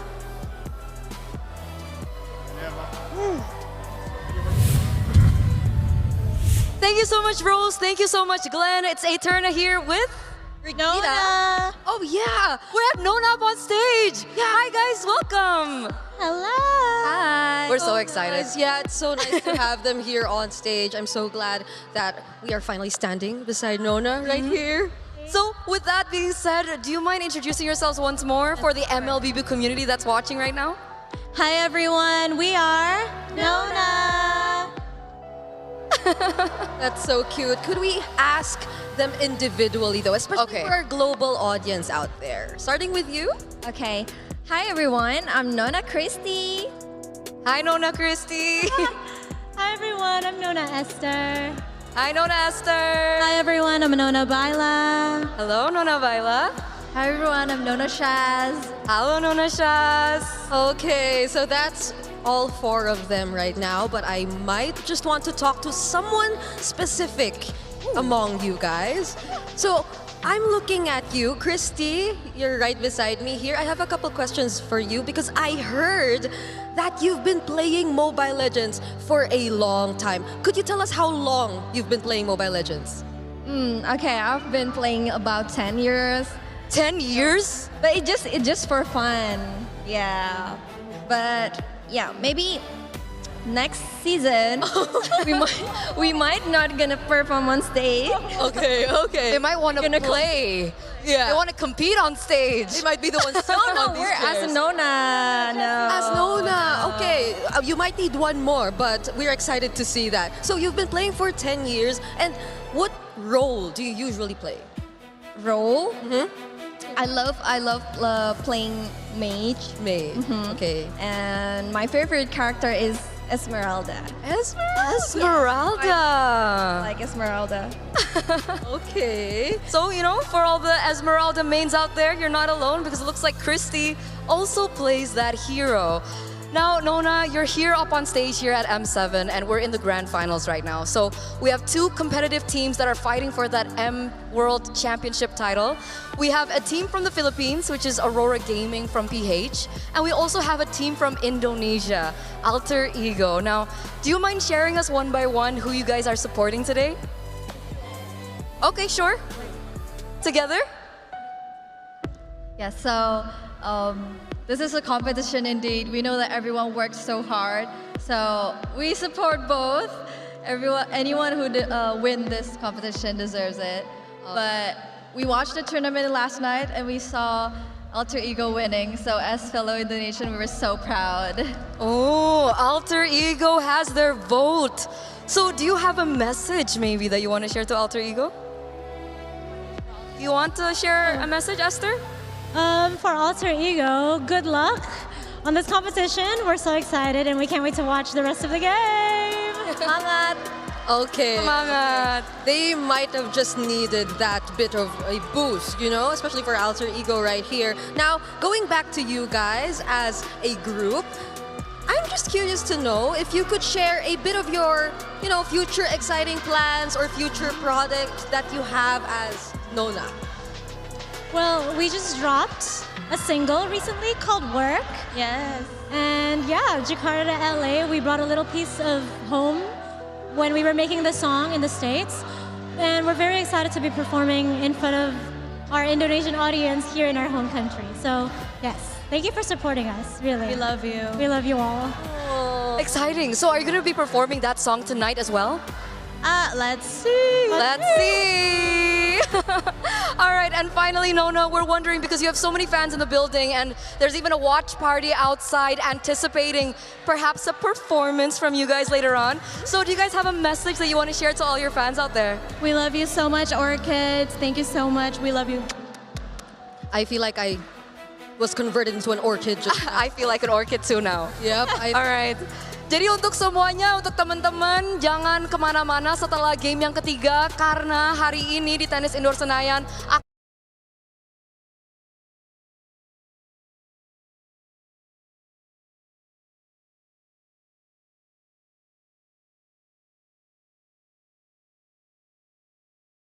Senayan, Sip for You Guys by Nona later on. That's right. And now we have it.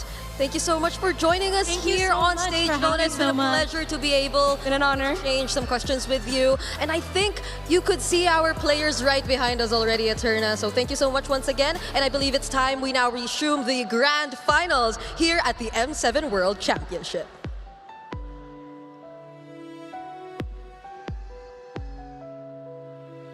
Thank you very much to Eterna, Brigida, as well as Nona.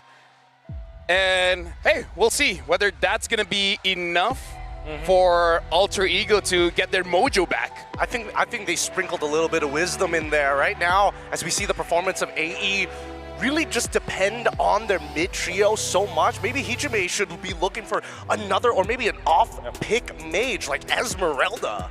Ooh, but eventually there will be a trade between Eve and Jushin again. I feel like if Alter Ego eventually gets to the first pick, they will reconsider the Grok. Or maybe just totally let go of the Jushin if the Grok is available. Maybe just first pick it.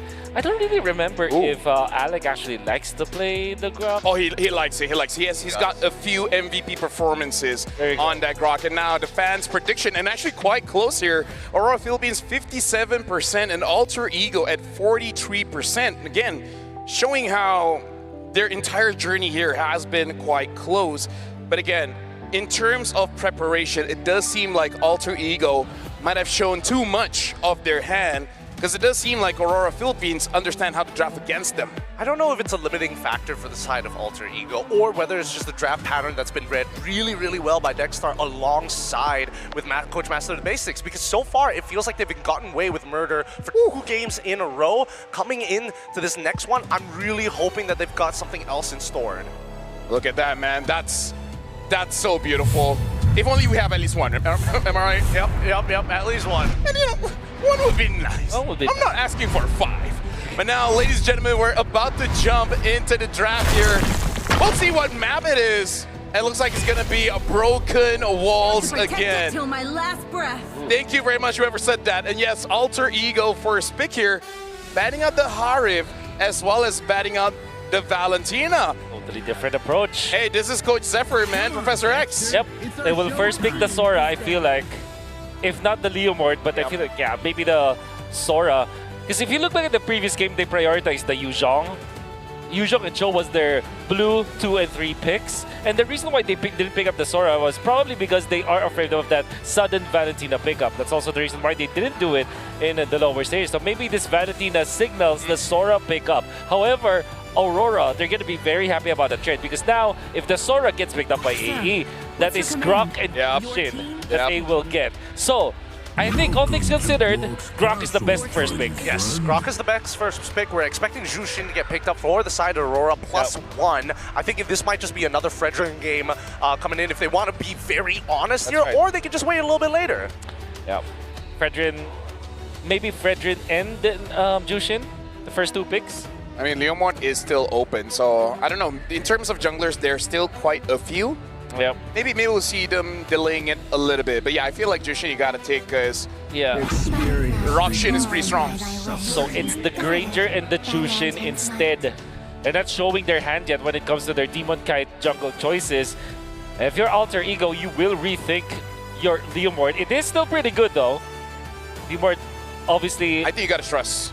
Just gotta trust the process. You have the Grok anyways. You're fine in the mid lane. Maybe just get a Farsa so that you have that Grok Farsa for you. I kind of want it simple, just like Eve Leo. Yeah.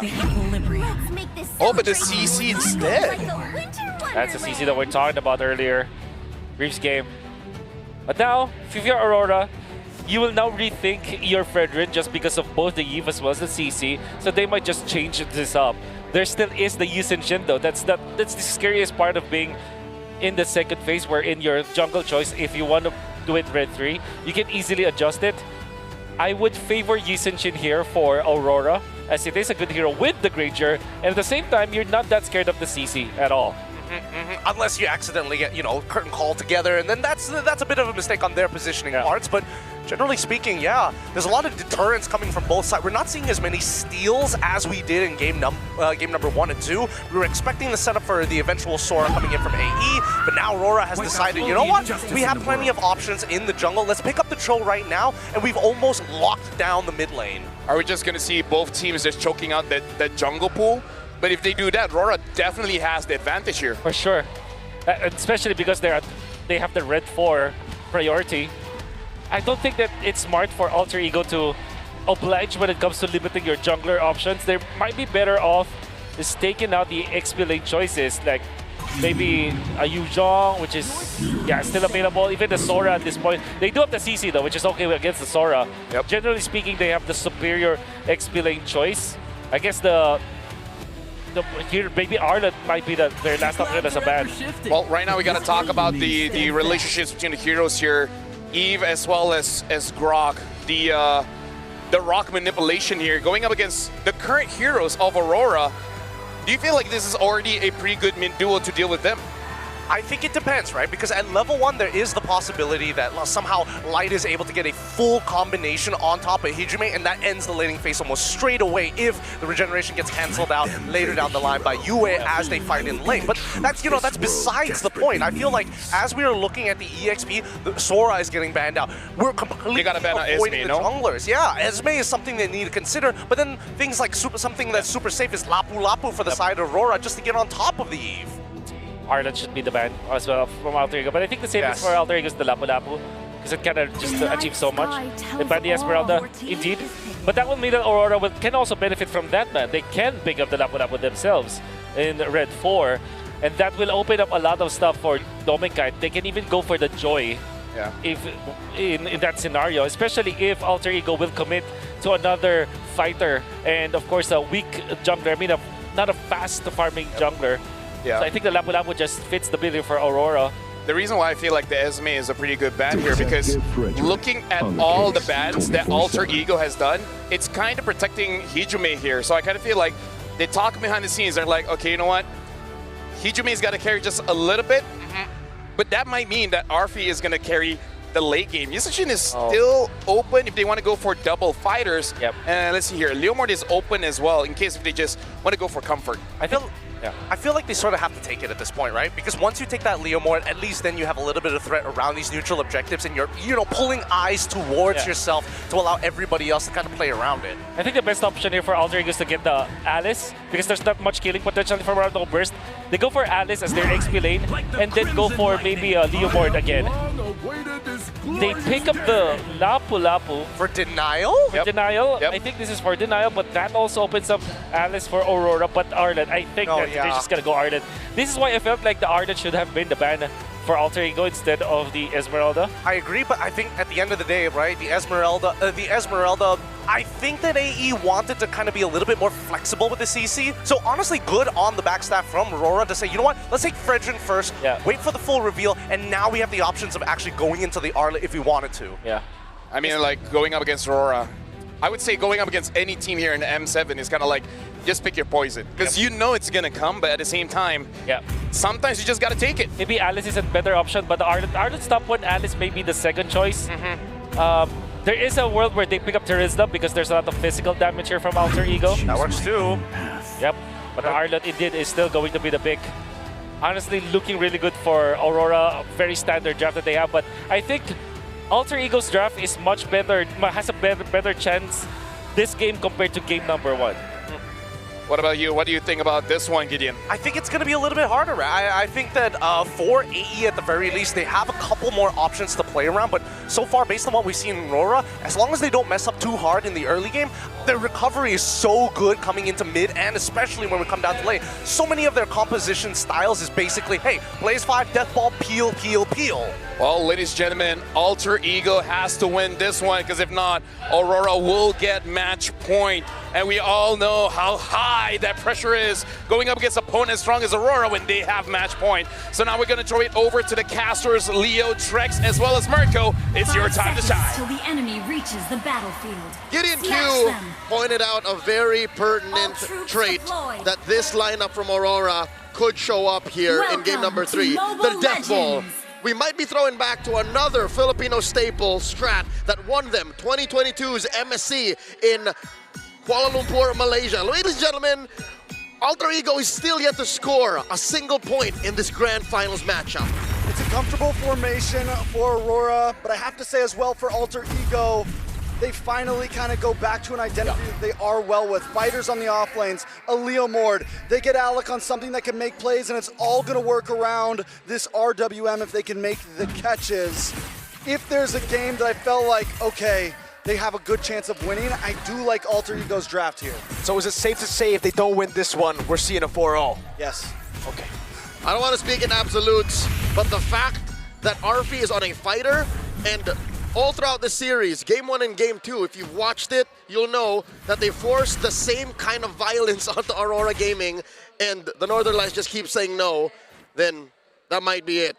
Looking at the lane-to-lane matchup, Nino here, spots light. Up top, it's the CC versus the Granger. I'd say this is as close to a fighter to marksman as it is to a marksman kind of matchup you could get.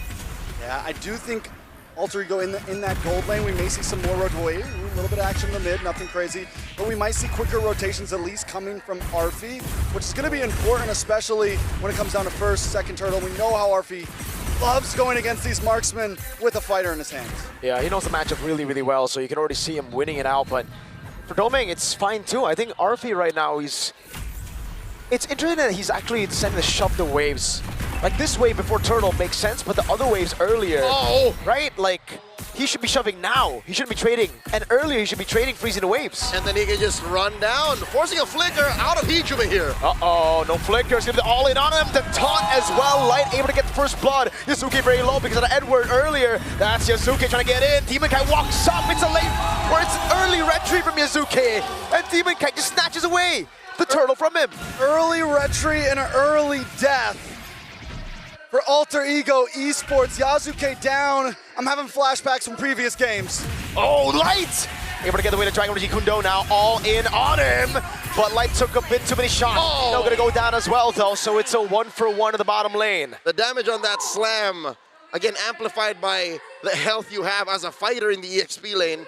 You have a respectable amount.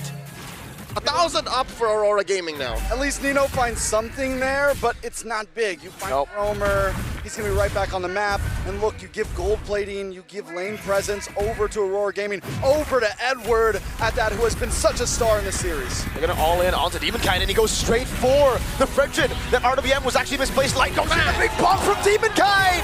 And now it's Yua! Knocking 2 members up, Hijube no flicker, 0-2-0, it's a double kill for Demon Kite. Alter Ego in shambles, and we're only 3.5 minutes in.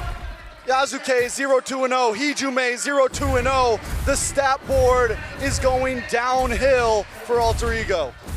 I don't even need to look for the ball. There's just a lot of death coming around for Alter Ego, and Aurora Gaming PH are serving it up. Half a minute till the turtle spawn, same spot. I think we're done with the gold lane advantage. Alter Ego have to figure out where else can we win, because Arfi bullying Doming Kite is beyond the fact. There's not much they're getting from there. Demon Kite's the one with 3 kills under his belt. Said it a little bit earlier. Aurora Gaming feeling like they got a little bit of a stampede going. Taking some notes from their brethren, and they really are. You can say that again, because cover these names, cover the team, and this could be a liquid draft. Yep.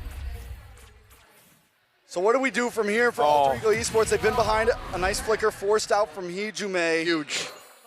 Aurora Gaming at this point, I mean, Alter Ego, yes, they've fought from behind like this, but normally at least their mid is doing okay. Normally Hijume is doing okay. Normally Yasuke is doing okay. At this, it's only Arfi without a death. Turtle here, started up by Aurora Gaming. No contest from Alter Ego, with no eminent play either. It seems like Alter Ego have just decided to stay behind their own comfort zones and farm up. Well, where is the farm going to, though? There's really not much scaling. Exactly. I mean, the CC saying the scaling tech charge coming down, but great reaction now. Light definitely going to be looking for the re-engage now, as that's going to be Alec isolated, taken out by Doming. Light! Gundo on the way to Dragon, bringing Hijume back, and Doming with a double. Now with a big bonk, Yue takes it away. Aurora Gaming is hunting right now. You know, next. No. Oh, Doming with the flicker up from the bravest fighter! And the recall on Nino's corpse! Not against 4. Not against 4, El Padre. Ay, ay, ay. Alter Ego is coming into these fights thinking they're still in the lower bracket, thinking they can still muscle around their opponents.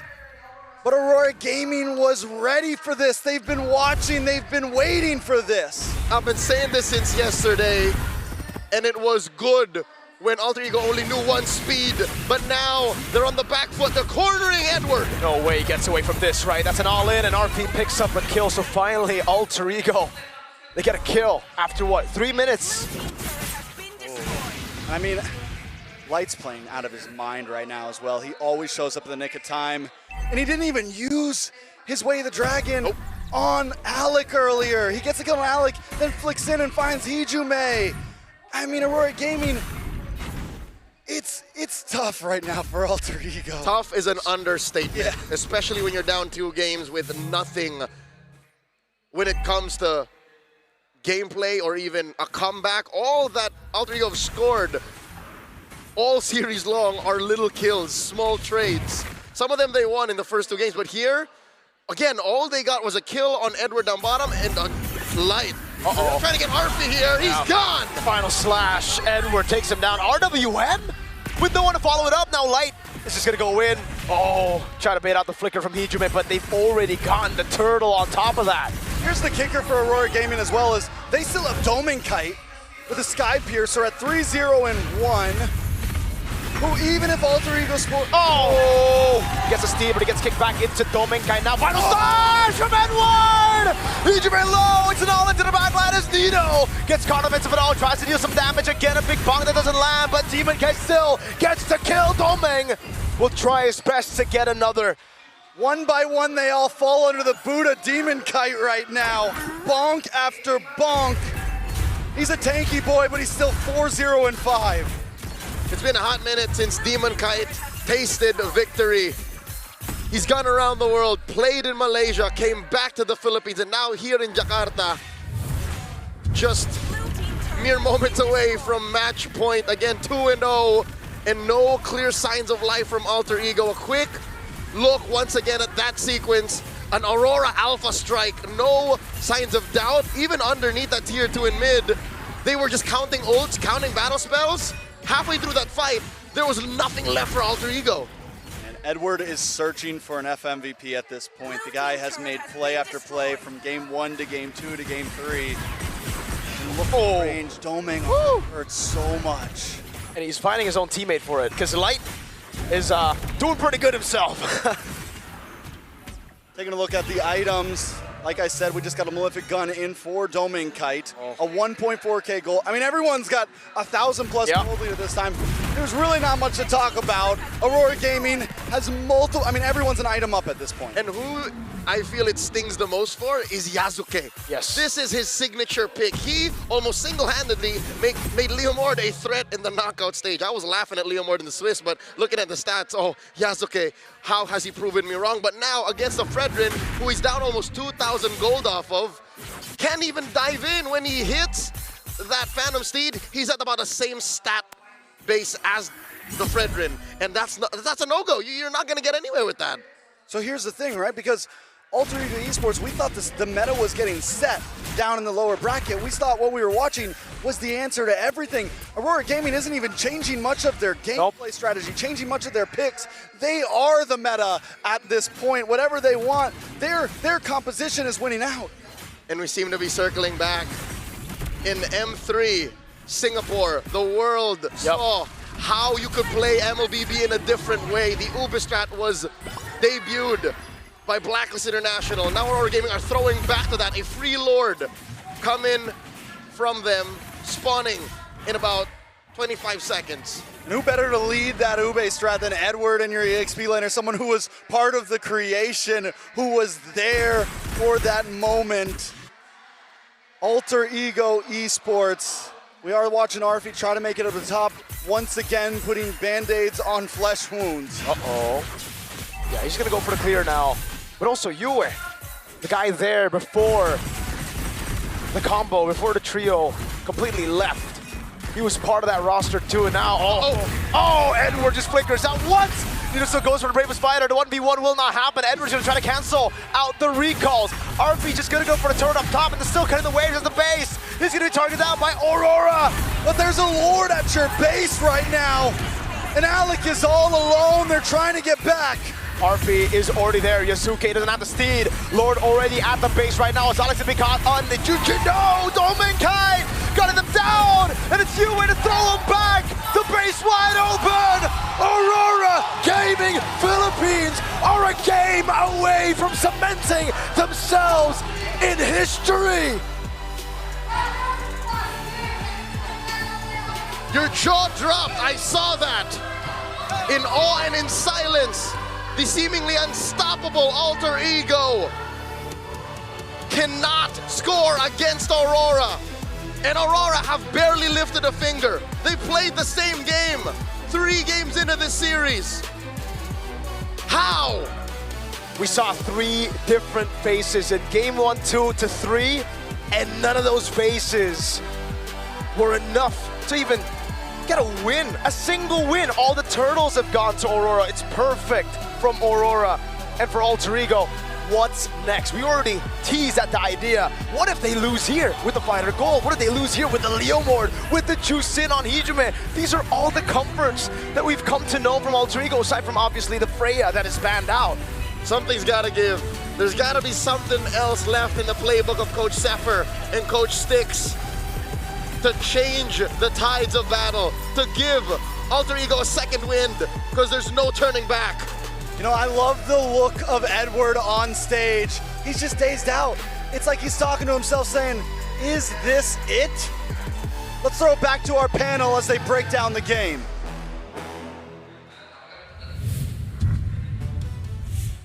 Well, here's the thing, ladies and gentlemen, I kind of feel like no matter what questions everyone gives, there's really one question everyone is asking. How do you stop this utility jungler? How do you stop this Ube strat? Because even our casters talk about it. It started back at M3. This is M7. There's no changes towards, you know, Fred, Boxia. In fact, it was nerfed. And it's still one of the strongest things that you can do in MLBB. I gotta say that Alter Ego attempted in game number 3. We did say that they had a better chance. I would say this entire M7, everyone tried. Everyone really tried. I think that they have the tools to actually manage it. Like they have the Eve, they have also the CC. However, they're really not winning the first turtle. I feel like the way for you to eventually take over the utility jungler role is to win that first turtle fight. I think we are not seeing Alter Ego adjust to that first turtle. They're always giving it. They're always dying or getting poked before the game even starts. before that first turtle fight even starts, and you're not even utilizing your EX blade to its full potential. The mid lane duo, although it is looking real good for Alter Ego, they're also not winning the lanes, in fact. And you can see that Yasuke is also getting bombarded in the jungle. I don't know about you boys, but I think it's very, very clear. I think this is going to end up as a 4-0 sweep for Aurora, because the way that we are seeing AE, it's not like how we saw yesterday, right? The recovery isn't as clean. Everyone's a little bit more hesitant to go for the save, and I think more importantly, there's just no momentum behind them. After that game number 1, they feel deflated coming into game 2, and I think especially here in game 3, it was very evident that they just could not do much. At this point, it really is come to what else can they do, because you can't say that they didn't draft around what Aurora is showing, because they knew what Aurora is going to show. They drafted in a way that they have the answers. And I feel like they kind of want to get that first turtle, but again, Aurora will not let them have it. Right now, we're going to look at the MVP of this game by an official gaming phone, Realme, and it goes over to Light. Because at this point, as amazing as all 5 members of Aurora, it really is the Light and Edward show. There's no way to stop these guys. Yeah. 1, and 11. You know, Leo already mentioned that this is very reminiscent of the Ube. I disagree. I think there is going to be a little bit of a variation here, because it's not just about, hey, we stay together, we win together. There's an outreach. There's a level of, hey, Edward, stick your hand out a little bit further, and don't worry, you're never alone this time, because you got Light to compensate and to support you. One of the underrated ways to actually approach Ube that maybe most people do not really recognize is the fact that you can get in and out of the fight so if you master going in and out of the fights, you sustain yourself, and then the fight becomes very easy for you. That is exactly what happened in Turtle number 1, where there was a jump coming out from the Lapu-Lapu. They just back out just a little bit, enough for them to get out of the zone of the damage and then turn the fight around. Again, I kind of feel like Light and Edward is the problem. Because I agree with you, right? There are ways to deal with it, but at this point, Edward and Light has cemented this style in their system so well that they counter the counters. Information is powerful. The mechanics is the key to why they are finding so many different opportunities against AE by kicking their shins out, right? It feels like they don't have a strong foundation to sit on when Hijume goes down. And even for Alec, he's looking for opportunities. It's not like he's completely out of the water. But they time the cooldowns very well. Oh, the Nature's Barrier pops up. Great, no Mighty Swing. That's something else we can take advantage of. The strength of the utility junglers, particularly the Fredrin with the Jushin, once again, by the way, from Aurora, which we did say is a combo that you should break if you're facing up against Aurora. The strength of that kind of composition is that it breaks that rock, paper, scissors thing of utility versus assassin versus fighters. It just wins both matchups. It's clear that when up against the Leomord, it works so well. When now up against assassin, obviously it's not going to be enough. So we have seen in games 1 and 3 how good this lineup is.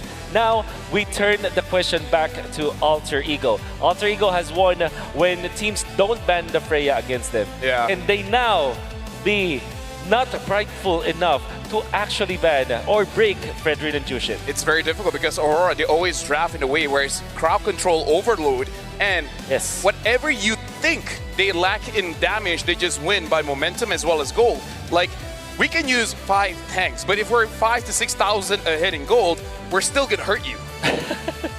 Right? I really envision what you're trying to say.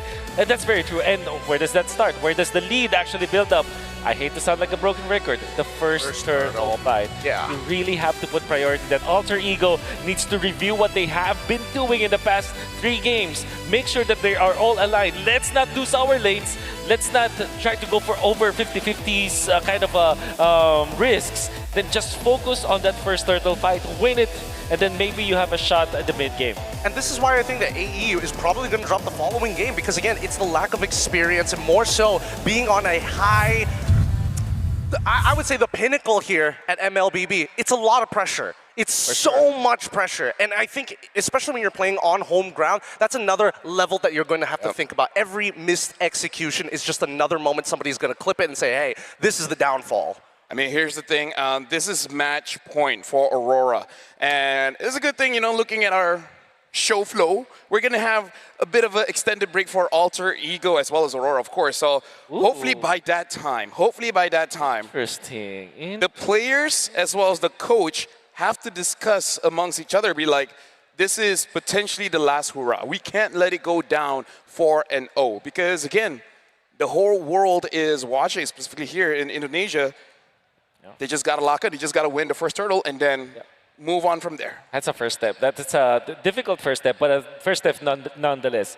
It's now criminal to give up the first hurdle to Aurora, especially because they're now down in this game. And they're also drafting in a way that they kind of want to clash in the early game. Yeah. You know, if you get my meaning, it's not like they're completely avoiding, because there's that kind of approach where you are completely like conceding your early game in exchange for a late game scaling. It's not the case for Alter Ego. We are seeing them trying to contest that with the Suyo, with the Leomord, with the Lapu-Lapu, and then the CC. The mid-range game that they're trying to employ is not going to work if they're not taking that first step. And I think, if anything, right, if that Fredrin gets let through again, I'm hoping that maybe the counter pick in Baxia might come through, just so that we can at least see what it be like, right? They've tried many different approaches. I think now the util jungle has to come in here, and unfortunately for Yasuke, as good as he is on pretty much any assassin he puts his hands on, without that utility, I feel like nobody else on this team will be able to have a good time. Just slightly worried because that's something that SRG tried, and it also kind of failed because, again,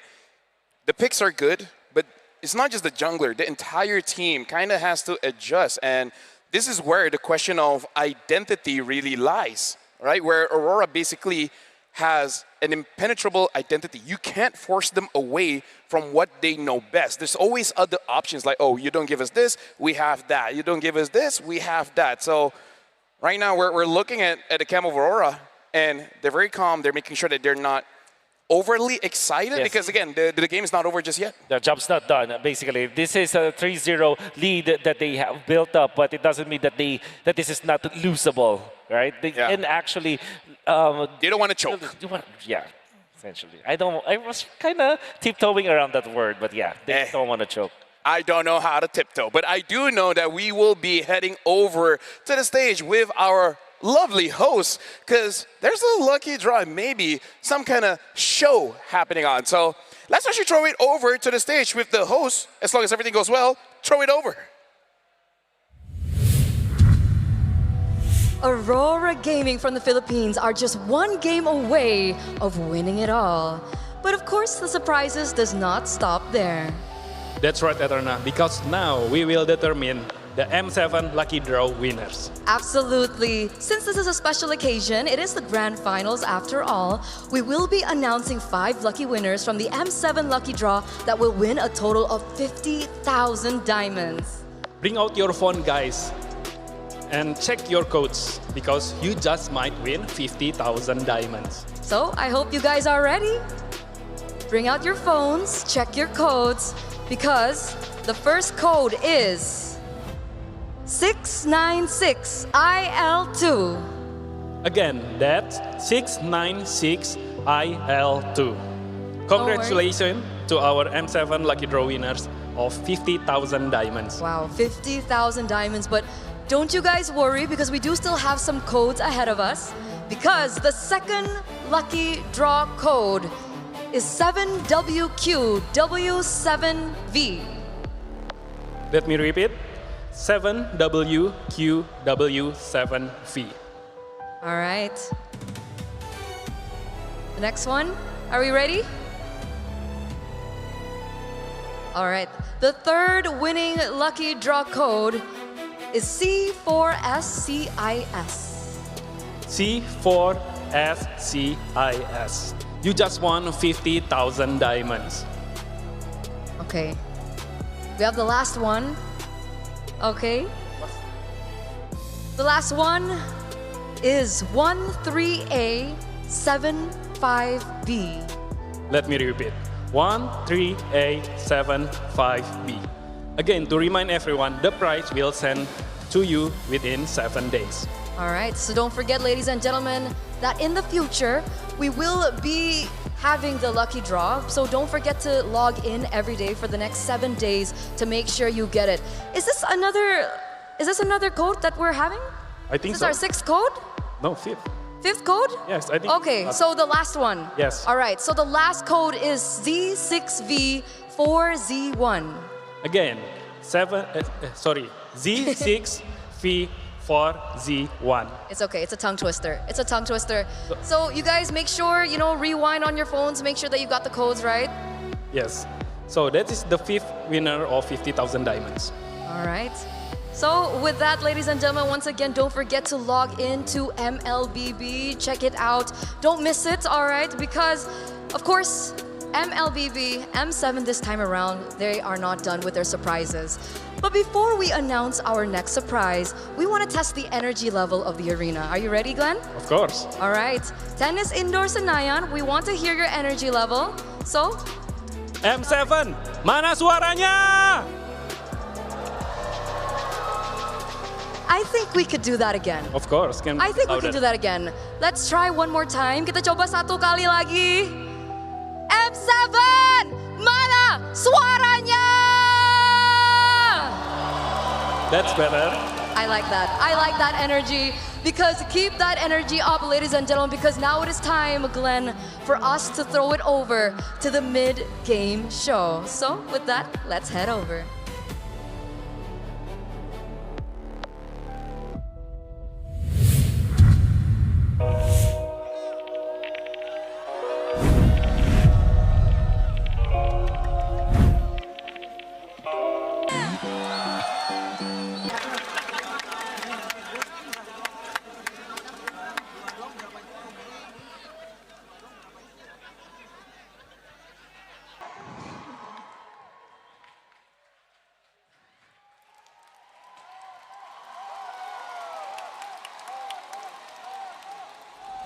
Ladies and gentlemen, give it up for Nona. That was amazing, man. I didn't know how they could memorize all those choreographies. Yep, that's the way to call it. That was beautiful performance. A mid-break show. At least it kind of brings it all together, right? It was feeling a little down, but now in the arena, the Indonesians are ready for something else. But chat, calm down. I understand that's a lot of dopamine. Yep. But now we got to reel it back in. But again, Nona was amazing. Yep. So now the realization of this match point from Aurora, Philippines. It hasn't gone away just yet. But before we even talk about it, we got to talk about Granger, because Granger is absolutely amazing. And you guys can get the new Thunder Ascendant skin quite easily. Just make sure you guys get the M7 pass. And then that's it. There's really nothing else that you guys have to do. Get the pass for you to get the Thunder Ascendant skin. In fact, while you have the pass, keep on leveling up, because then you guys will eventually get the true prestige, which is Granger's new Prime skin. This beauty can unlock at level 75 on the track record, but if you go all the way to 150, you can get this bad boy. It's so good. Every year they come up with a figurine, and this time around I think they really nailed it with this one. Really showing what MLBB is all about, especially for those dedicated fans. And here's the thing, if you guys like the retro cartoon style, if you guys like to play STG games, then make sure you guys check out Acecraft, because it's been here for a while now. You guys can play solo, you guys can play with the team. It's got random skills, it got deflection mechanics, and of course, a lot of different characters. So make sure you guys grab the game and download it and try it for yourself, because trust me, you might enjoy it just a little bit too much. So again, shout out to Acecraft. Speaking of right now, again, we got to talk about the game, because what do we do? Game 4. I mean, like, we do nothing, but what do they do? We hope and pray. For our parts, we gotta hope and pray that the team actually gets back into form, because right now the laning phase has been looking a little abysmal. As we've talked about many, many times about that very first turtle here, it feels like the meta seems a little impossible without that first, bit of gold.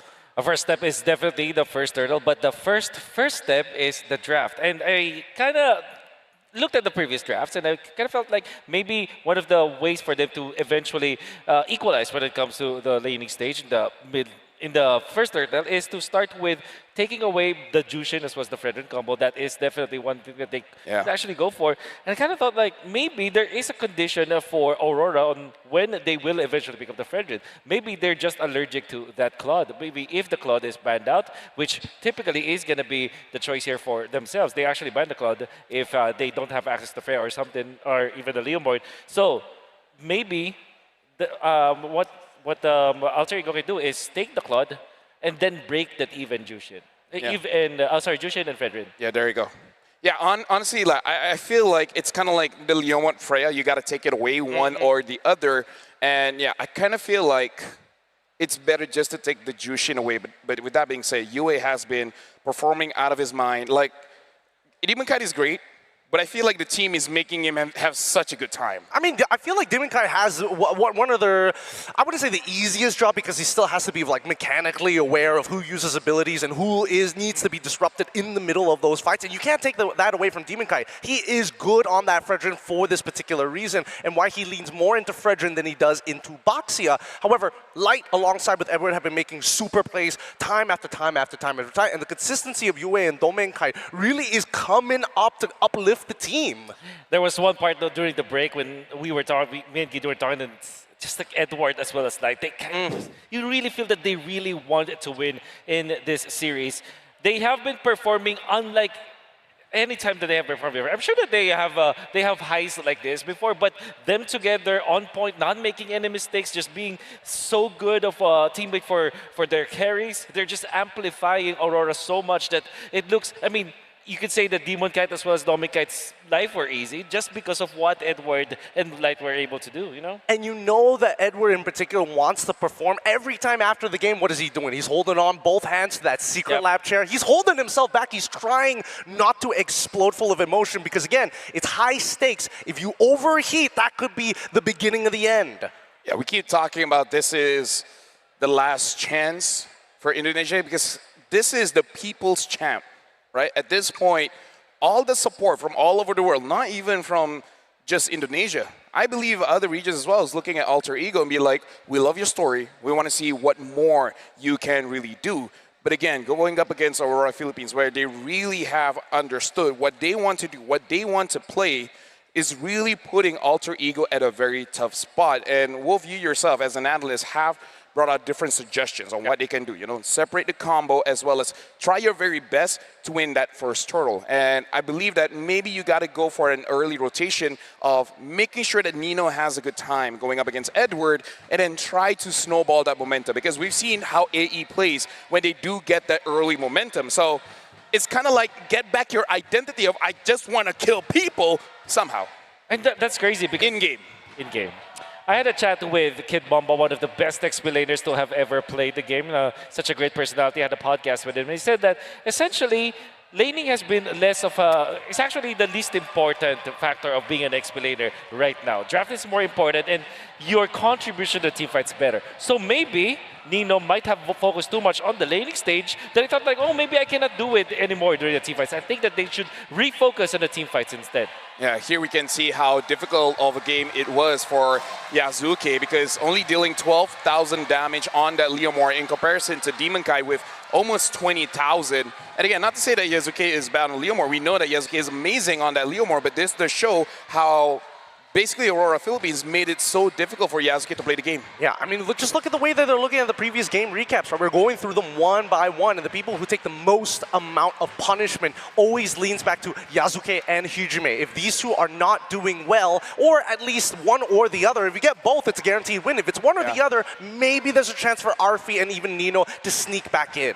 I would feel like between Arfi as well as Domen Kite, it's going to be boiling down to the draft in a way that you kind of want to get the safest choice. So far, you are seeing a lot of priority when it comes to the choices for Domen Kite. He's third pick, I think, game number 1, and then second and third pick in game number 2 and 3. So it means that the heroes that Domen Kite is now using are heroes that don't necessarily have the counters. Like the Granger, do you actually have a counter to the Granger? Not really. You can't really win in the laning stage. So maybe that's the reason why Domen Kite has been successful, is because he's having the safer options in the gold lane. Well, Alter Ego, whether you're ready or not, we're about to start the draft here. We're going to be looking at the players as well as the trophy. And again, for Aurora Philippines, it's just one game away from them earning that trophy. This might just be it. We need to see the early game performance coming in from AE. Was the mid-game show enough for them to find that full mental reset? Because if there was momentum on Aurora's side, they want to stay hot throughout that show. So when they touch the land of Dawn, it's all blazing glory. And for you guys at home, you guys can get this redeem code. Go to M7, which is pretty clever considering we also just had the finals of Nature Chess Go-Go. Yeah, and I mean, quickly redeem the code now while you still can. Log into the game, input the code, and enjoy random skin trial. Think fast because these won't last. I don't know if they can hear that, but you know what? Shout out to Mirko. Shout out to Mirko, man. Amazing. What a guy. What a guy. What a guy. That's how you would describe him if someone were to ask you how to describe. Mirko? Honestly, anyone or any talent for MLBB. It's like, how would you describe this guy? What a guy. What a guy. What a guy. What a guy. And now, ladies and gentlemen, as guys can see, the coaches are ready with the players. And this can only mean one thing. The draft is about to start. Game number 4, match point for Aurora, Philippines. And this is do or die for Alter Ego. If they want to get a reverse sweep, it starts here with Dangerous Grass. Oh, that's very interesting. Dangerous Grass used to be notorious for having some of the longer games because there are moments where micromechanics, as much as you are good at pushing buttons, if you just don't happen to see the guy on accident for a split second, it's over. It's the heal the map, but now Alter Ego Jushin is still available. This is what I recommended before game number 3 started. Ban the Grok, get the Jushin. Aurora, the answer with Leomord. Might be the Farsa or the Khalid. So it's just an exchange. Like, instead of getting the Grok, they now pick up the Khalid. This does mean that a couple of things are still wide out in the open. Yves being one of them. I wonder if AE wants to pick up Claude for themselves at this point, willing to give up Sora to the other side if necessary. I think the Claude is going to be the answer here for Alter Ego. To go with the Cho. So this is a good hero for Alec for sure. Cho and Jushin. Such a good combo. There's also that CC factor, I would say. Oh, okay, now this I did not expect. I mean, like... Oh, this is bad, but I hope that Alter Ego is prepared for this because typically it's Leomord after the Yi Sun-shin. I mean, like, here's the thing. It's do or die. And maybe the coach is just like, you know what? If we're going to go out, don't have any regrets. What hero do you like to play? It's like, I want to play Yi Sun-shin, all right? Oh. Even if we lose, at least you can say, that's your favorite hero. You try your best. They're just better.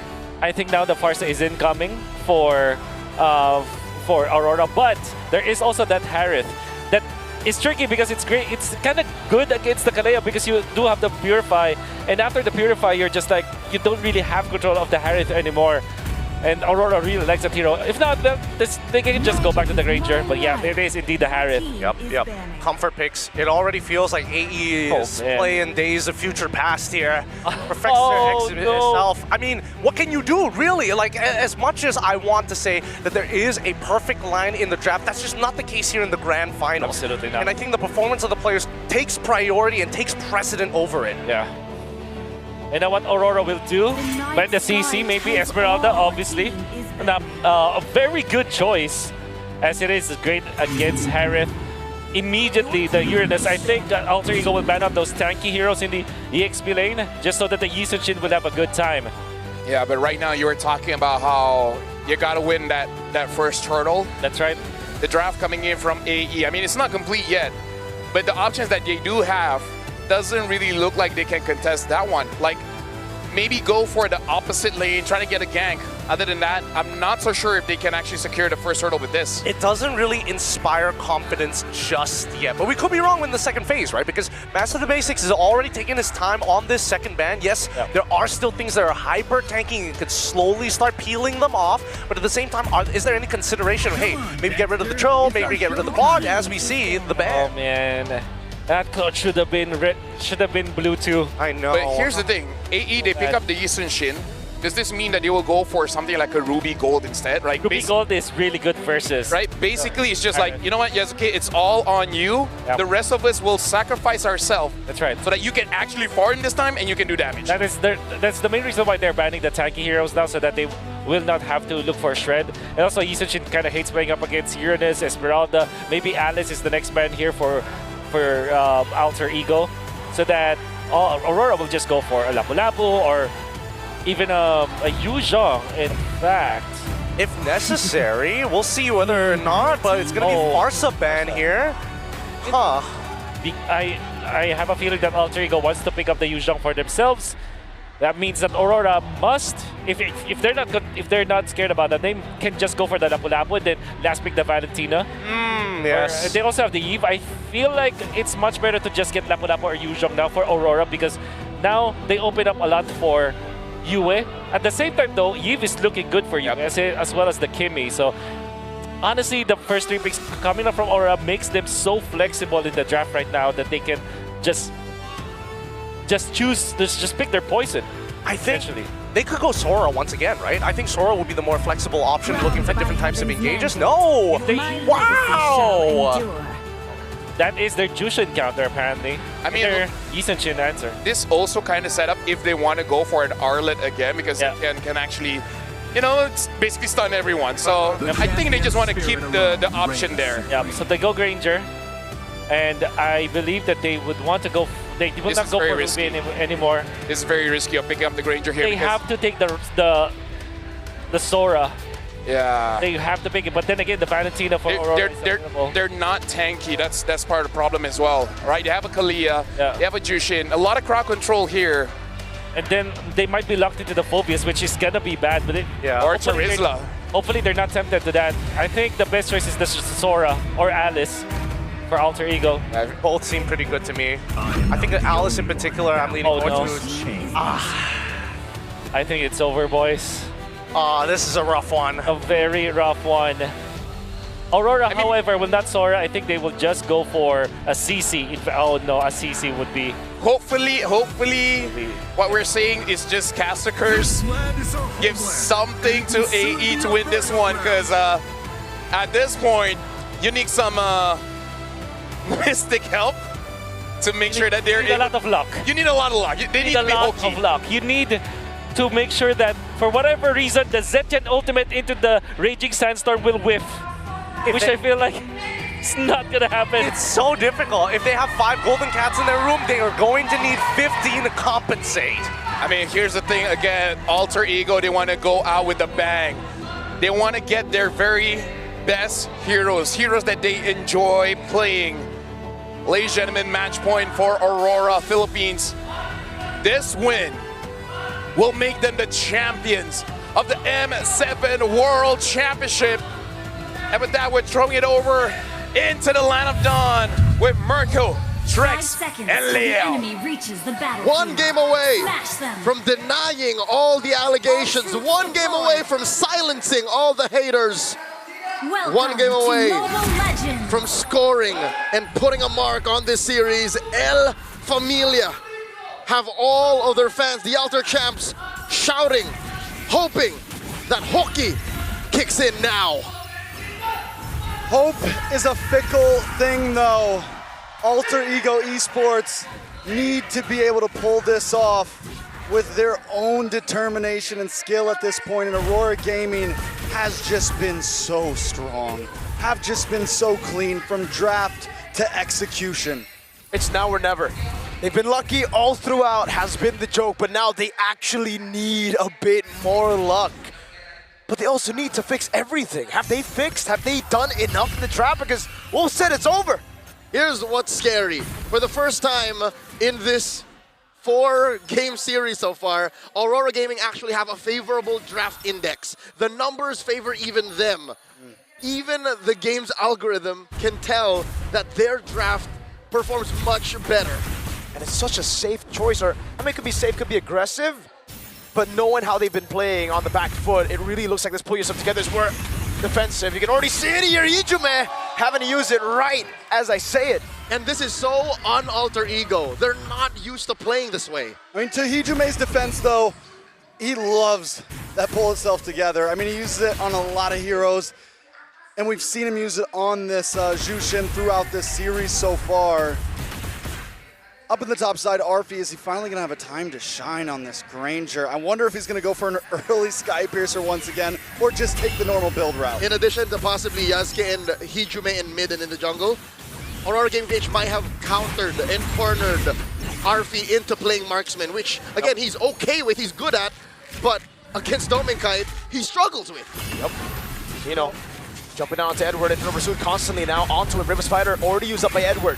Light gonna be picked up now by Alec and by Hijume, but it's gonna be the flicker around as Doming rotates to the gold lane. It's Nino caught in the midst of it all, still through the Phoenix, and Edward goes through it with Yue. Dominkai gets rid of Nino, and it's Aurora with 2 kills and the neutral objective. First turtle once again for the side of Aurora Gaming PH. 1,000 gold lead once again. Wolf was chewing our ears off for this fact. Gideon was tag teaming the fact that if you do not get the first turtle, Aurora Gaming have basically won half the match. So, how does Alter Ego Esports fix this? Number one, protect Yasuke at all costs. But to do that, you have to kind of put Alec on the back burner. You have to put Hijume in a weird position, which it's clear that maybe Hijume isn't playing as aggressive as he used to. It's almost, I mean, it's too late to protect Yasuke at all costs. He's already 0-1-0. He's already falling behind. He's 2 levels behind Demon Kite at this point. In my mind, Alter Ego, yeah, protect everyone. You need to just stop. You gotta slow it down, maybe even give up the second turtle. Big Tsunami Slam. Oh, Light gets away with the Raging Sandstorm, and now Demon Kite goes through, brings Alec back. It's gonna be onto Light. He goes. Last few shots, almost taking him down. Light caught in the bad spot, but he can just heal back up. And Aurora don't lose anything. Hijume gets a little bit of nice chunk damage, but once again, it's still not enough. Alter Ego think they can take these fights when it's very clear to all of us that they can't. When Nino starts joining these big 5v5s, things might change. I'm looking at how his Infernal Pursuit might kind of compromise Light, even Dominkite, but if you remember that first turtle, Dominkite came in late. Dominkite made himself scarce up until the very last moment where Alec almost died. So it seems like even on a timing basis, even when it comes to execution, Aurora may have found the checkmate. You know, and to that point, Nino, we saw him on the Phobius earlier this series, and he did do amazing with those pursuits. We also heard the panel talking about how laning phase isn't as important. How well can you be an impact in these big fights? So it could almost be worth Nino leaving lane here and there to look for the plays and the Purify. Near the Phoenix, man, you can already see the tilt, the desperation. It's now Yasuke jumping with a Shocker Light! Sun's about to win! Survives it all! A double kill now, Hijume is able to get RPA kill, but it's Yue who rotates. Alter Ego are desperate at this point. Grasping at straws, grasping at Ghost, as Aurora Gaming continues to elude them. The last shot of the turret gets him down. RP gets one more. Dirty trades up top, and it's at this point where I can tell Alter Ego doesn't even care what the numbers look like as long as we get kills. That whole sequence up top with the turtle far removed down bottom, taken by Demon Guy with no contest. The former Onyx Prodigy roamer, Alec, formerly known as Owen, started it up, but I don't think he's ever faced a team as surgically precise as Aurora Gaming PH for his 2-year career. He's gone this far. He's played so many tournaments countless times throughout the Indonesian amateur scene all the way up to the world stage. I don't think he's ever faced a team like Aurora.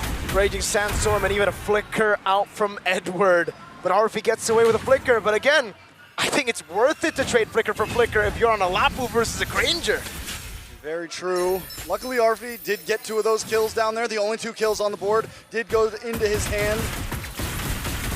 First item was the Hunter Strike. Second item was Sky Piercer. The one time that he trades it. And unfortunately, the stacks didn't come after the Piercer. So now Aurora Gaming are still up on timing.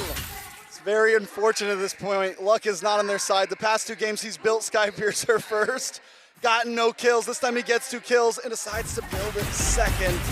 I'd hate to say it, but their luck may have run out. And when it comes to the World Championship, you can't rely on luck. In comes Alec, looking for an engagement. Even he doesn't know if it's worth it. Dominkite pushing clean, Nino pushing him back. Went for the lane swap. Nino all the way up at top side. They want to fight for this third turtle. The final turtle with Demon Guy holding on. Phantom Steed info. In he comes. Dark Wave canceling it. Raging Sandstorm maker with Fury the Phoenix. Everything using the backline. RP does not have flicker to get torn through by Aurora. And Nino's gonna drop next. Yasuke on the run.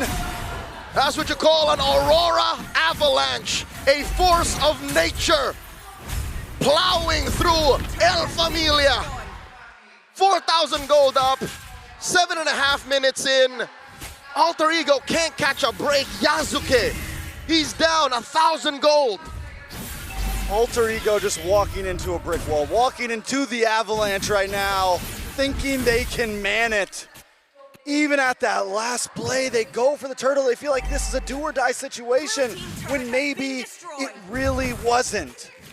And now Alter Ego back again to look for those plays. The plays you see when they are behind. But up against Aurora, who are so consistent, so disciplined, they can't be baited into a fight. Heck, when they take a fight, it's always in favor of them. Now Nino, he can't even go for it. He lands the Dark Wave, but he knows better than to jump on Domeng. Even with Yasuke in his wake, Yasuke is not in a fighting form because they can't see where the rest of Aurora are, and you know how it is. If you can't see your opponents, chances are they're just nearby. Yasuke does get away there. You know, one of the big differences for Alter Ego this series as well, essentially this whole series, is not everyone can fight on their own, and in past games for Alter Ego, Arfi could handle his own. The rest of the team could handle their own. Usually, with a high range hero like Granger and the Mount Shocker, Dangerous Grass is on your side. Oh, light. Oh, he's trying to bait out the flicker. Phantom Steed now comes through. Going for the side, goes over to the for Tsunami's time coming down, but it's only on towards that ball for the Phoenix. Everyone's able to get away there. Edward! Oh, still in the backside. Edward jumps in. Doesn't get the stun, now gets stunned. Edward! What the hell? Jumps in under the turret and takes 2 down. With a huge Hail Mary into the base. Edward was getting Arfi no matter what by the end of the day, and now they're gonna move on to the Lord. Alter Ego Esports is in no shape to contest. They can barely get out of their own base. The only things Aurora Gaming did not get out of Edward's trade was Hijume's flicker and the lives of him and his jungler. A free Lord for Aurora. Where else do they go? I mean, at this point, you just pray and hope. You sit back. Endless Battle finally comes in for Yasuke. The ability to dive from Aurora Gaming, the ability to literally go under these towers and secure kills. That's why I say I don't know, because the odds are out there. A possible Hail Mary conceal play. This is a start, a conceal, but they don't have vision. They don't know where the rest of Aurora are. They're keeping themselves scarce to keep this huge lead. Here's the question, what do they do even if they found someone up there? What was the play? You're 7,000 gold behind. Can't kill anyone. Obvious. You're not going to be able to take anyone out on the opposite team. Just wait in your base. 3 years ago in this very arena, it was Sanford making that kind of play under tier 1. Edward does it under base turret. Aurora Gaming looking to break into the base. Holy Shield up top popped. Down goes the Lord. Alter Ego keep their inhibitors, but lose everything else. Alter Ego wants to stand a chance here. They need to stay put, stay split up. Radiant Sandstorm through the Phoenix. Arfi taken down by Demon Kite. Tsunami Slam desperate from Alec. Edward jumps back away with the Bravest Fighter, and now Hijume is shining the light on them. Yasuke taking a lot of damage as well. It goes down. Alec standing tall, gonna be taken very low. Domeng takes him down. Another mini wave coming in up top. Hijume is the only one left. He goes in against 4. And now it's Edward who walks up, throws the sword. Domeng gets a double. They've wiped Alter Ego out. Nino coming up, Arfi as well. Nino, can he do it? He goes for it again. They go for the clear. Domeng's on the base. Some Mind Force coming in. And it is all over. The age of dominance continues through the Northern Lights. Aurora Gaming Philippines are your M7 World Champions. For years, the Northern Lights flickered. Beautiful, but never enough. Tonight, they don't fade. They burn. Tonight, everything changes. No more choking. No more almost. Aurora, at last, become eternal. 4 games is all it took. In this same exact stadium, history repeats itself. It's different faces in front of the Filipino flag. but Aurora Gaming still takes home the trophy. Aurora Gaming still does what everyone thought they couldn't. And look at the boys on stage right now. They're happy. They're ready to lift that trophy. How many finals have they been in, Leo? How many times have they faltered at the last step? Yue has been all around the world. Edward has been here to hold their ground. Light, the missing piece, comes home to a World Championship trophy. Demon Kite, a longtime rival of the GOAT, finally becomes a Triple Crown champion. And Domenkite went from just a good gold laner to the best damn gold laner in the world. I believe it's been 4 grand finals for Yue where he faltered in the final step. 4 losses mean nothing if the 5th rewrites history. Don't forget about Mr. Consistent Edward, the two-time champion, and it's been a long time coming. He's been in multiple M series, but has fallen short for so long since M3, and now at M7 gets it. Let's throw it over to the stage to celebrate our champions. They fell one step short, but they earned the world's respect tonight. Once again, thank you so much to Alter Ego Esports. And ladies and gentlemen, the champions of the world, the Northern Lights, Aurora Gaming Philippines!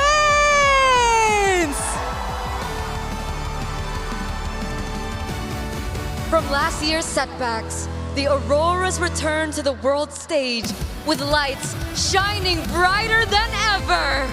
The world has seen you rise. Now let them see you claim what is yours.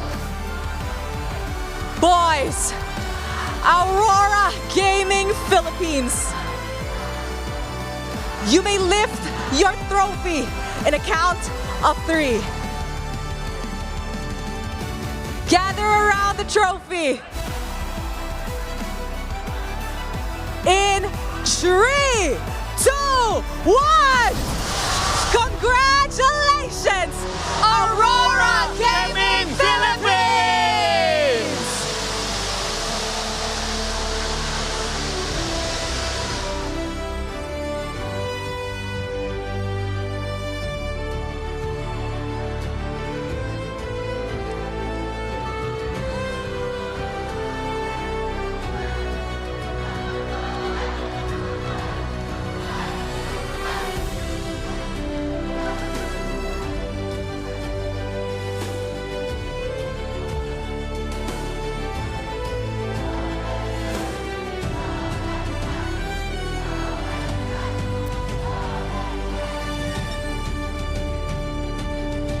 And of course, ladies and gentlemen, to commemorate this historic moment, we would like to welcome on stage Mr. Cloud Zhang, CEO of Moonton Games, to award our champions.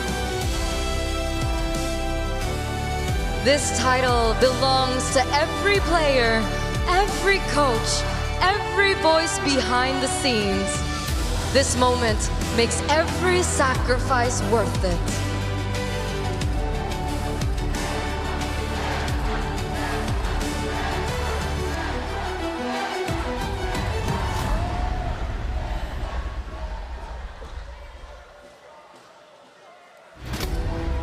Country lead, Rada. Coach Master the Basics. Coach Dexter. Manager Matthew.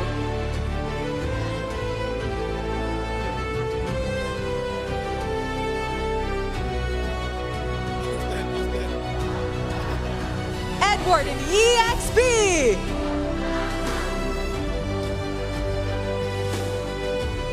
Demon Kite in the jungle. Domenkite in the gold lane.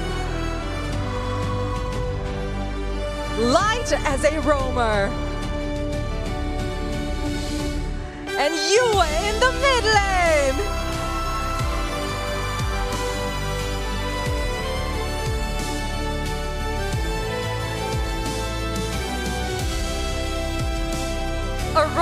show us those shining medals and look at the camera for a quick photo op. This young team has been challenged by fate time and time again, but now, finally, their hard work is finally rewarded with the M-Series trophy. Thank you very much to Mr. Cloud Zhang, CEO of Moonton Games. And now, to immortalize your marks for being champions, let me call on Ms. Cherry Xia, Vice President, Head of Publishing and Esports of Moonton Games, to award your very own Fairy Champions Ring. Aurora Gaming Philippines' journey didn't start tonight. It started years ago with a belief and sacrifice. And of course, history has a way of remembering nights like this. And now their names have become part of the story. The M7 World Championship ring is made of solid 9-karat gold with a gold-plated silver 925 tribute ring, a base like the fans supporting their champion. This year, M7 World Championship rings are designed with the MLBB fans in mind, supporting their dreams too. Beside the teams, therefore, Fairy created this tribute ring to pay tribute to all MLBB fans around the world. This ring symbolizes dreams that how it can be true with skill, hard work, and dedication.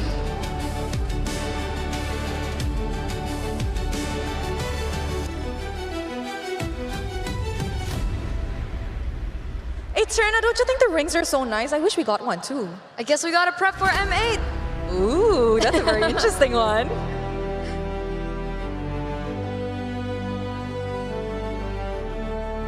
There we have it.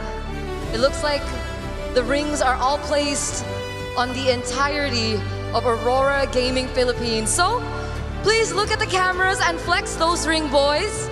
It's time for some quick snaps.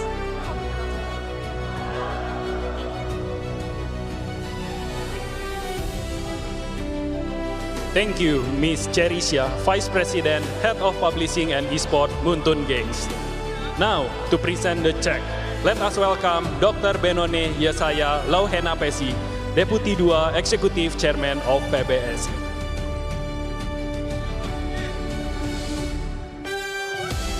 Against all odds, Aurora Gaming Philippines rose from contenders to champions and redefined what is possible.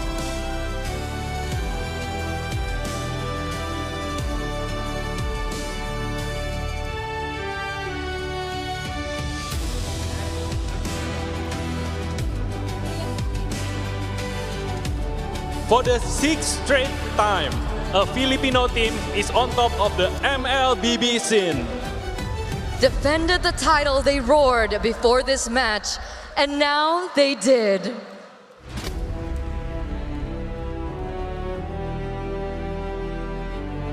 To the champions, you know what to do. Show us your best poses as we do a quick photo op.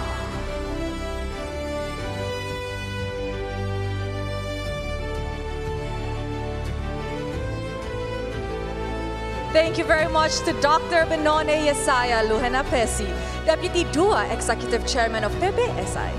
Finally, to celebrate the player who stood out throughout this Best of 7 finale, it is time to award the M7 Finals MVP!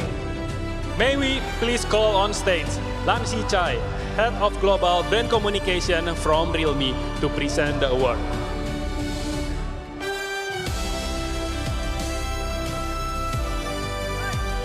So, Tennis Indoor Stadium, who do you think is our M7 Finals MVP?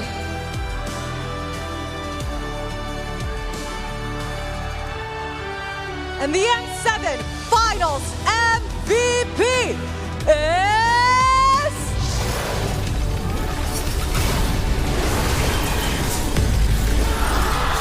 Light! The best player again, ladies and gentlemen, give it up for Light!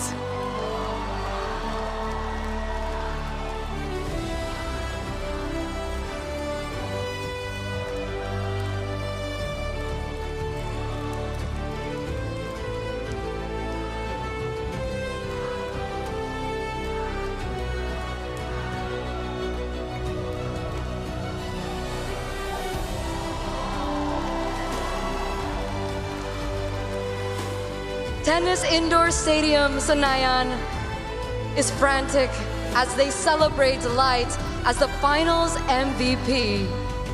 Now, Light, would you mind taking a picture once again to commemorate this moment? Clutch plays after clutch plays. The missing piece, the light bringer, the game changer. In his first season with the team, he led them to the top of the world.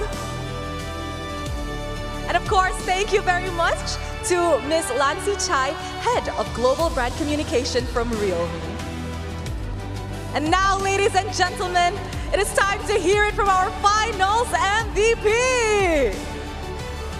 Light, standing at the very top of the world, where the world can clearly see you.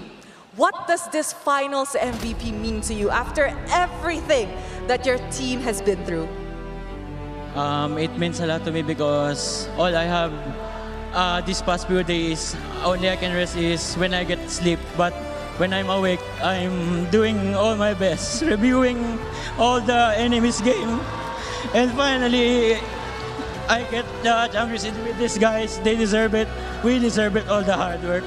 And especially to my girlfriend that kept supporting me and being patient with me instead we don't have a time.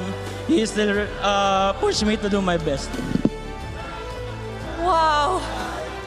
This is definitely a very heartwarming interview. Light, congratulations. You deserve it so much.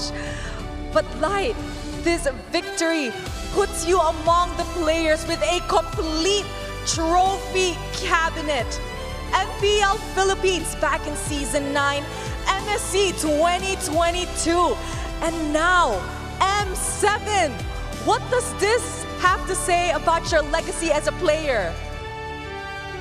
I still don't know, but I now that I get the MSC and the World Championship, all I want to do is to get it once again and more and more. Wow!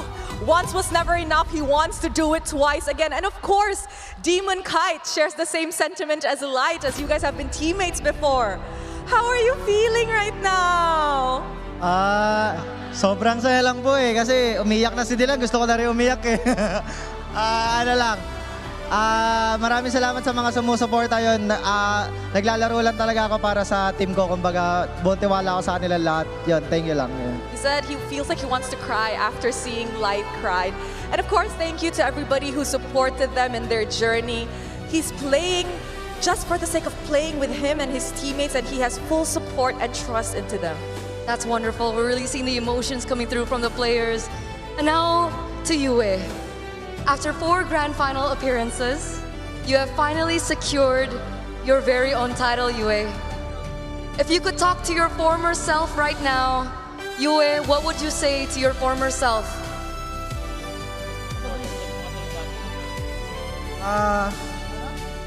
I just want to my previous self, I'm finally a champion!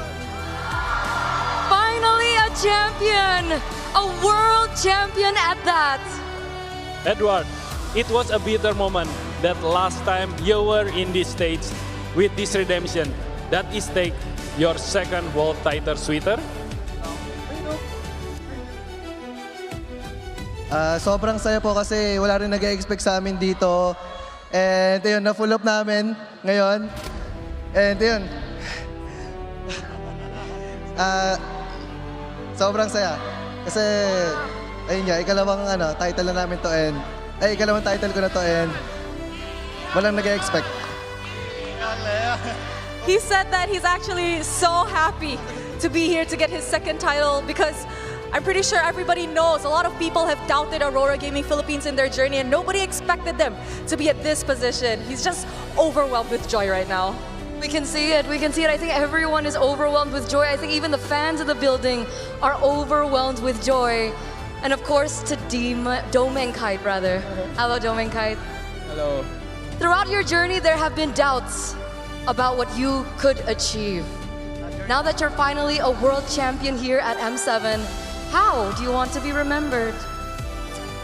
Ayun nga, sa lahat ng doubters, simula nung nag-start ako, talagang marami talaga nagduda sa akin kasi yun nga, dahil sa mga lagi kami natatalo and ako yung nababash. So parang tinitik ko lang siya, take advantage sa akin, parang mas maging lesson pa siya sa akin sa mga susunod. And syempre, yun nga, yung nag-motivate talaga sa akin yung mga sinasabi ng tao. So parang tinuloy ko lang siya, yun, parang in-inspire din nila ako. And yun, finally, champion na rin.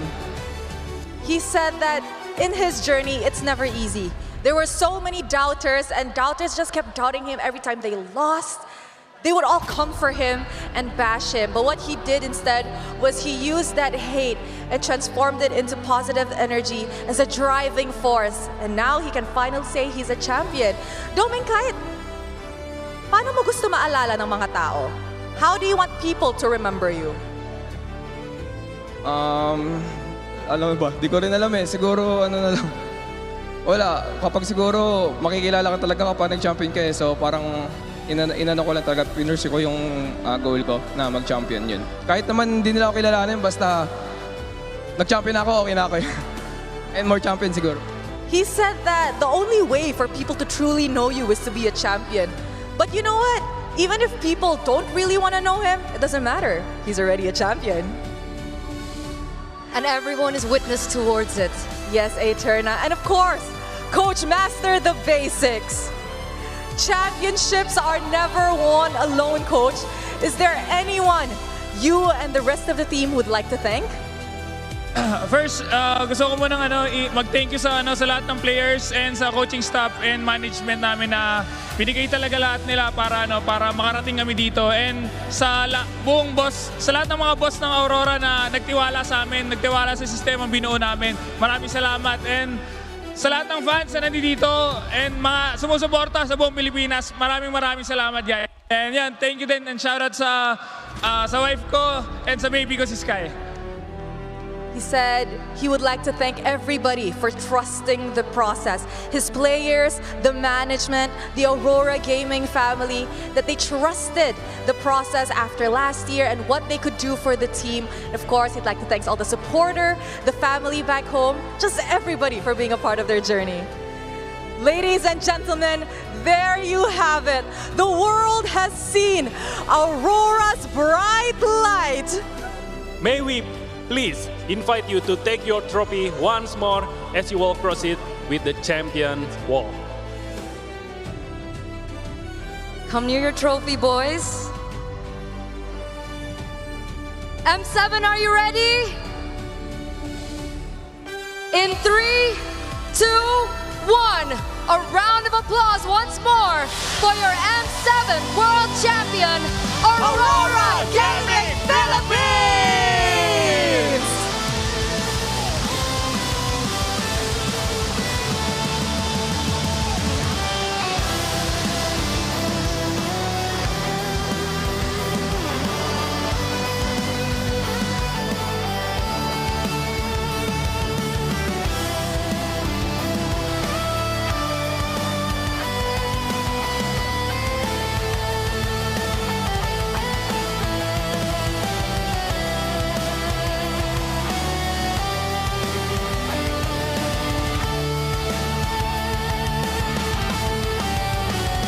Congratulations once again, Aurora Gaming Philippines.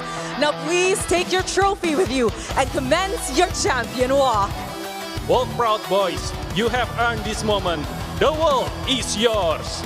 Doubts have been shattered. Expectations have been met. And now, the world has seen another champion. As our world champions make their way towards Stadium Madhya, allow us to take this moment to thank you for making this possible. Once again, I am Rose. I'm Glenn. And I'm Eterna. we're not done just yet because the world will see more of our champions. But first, let's show it back to our casters.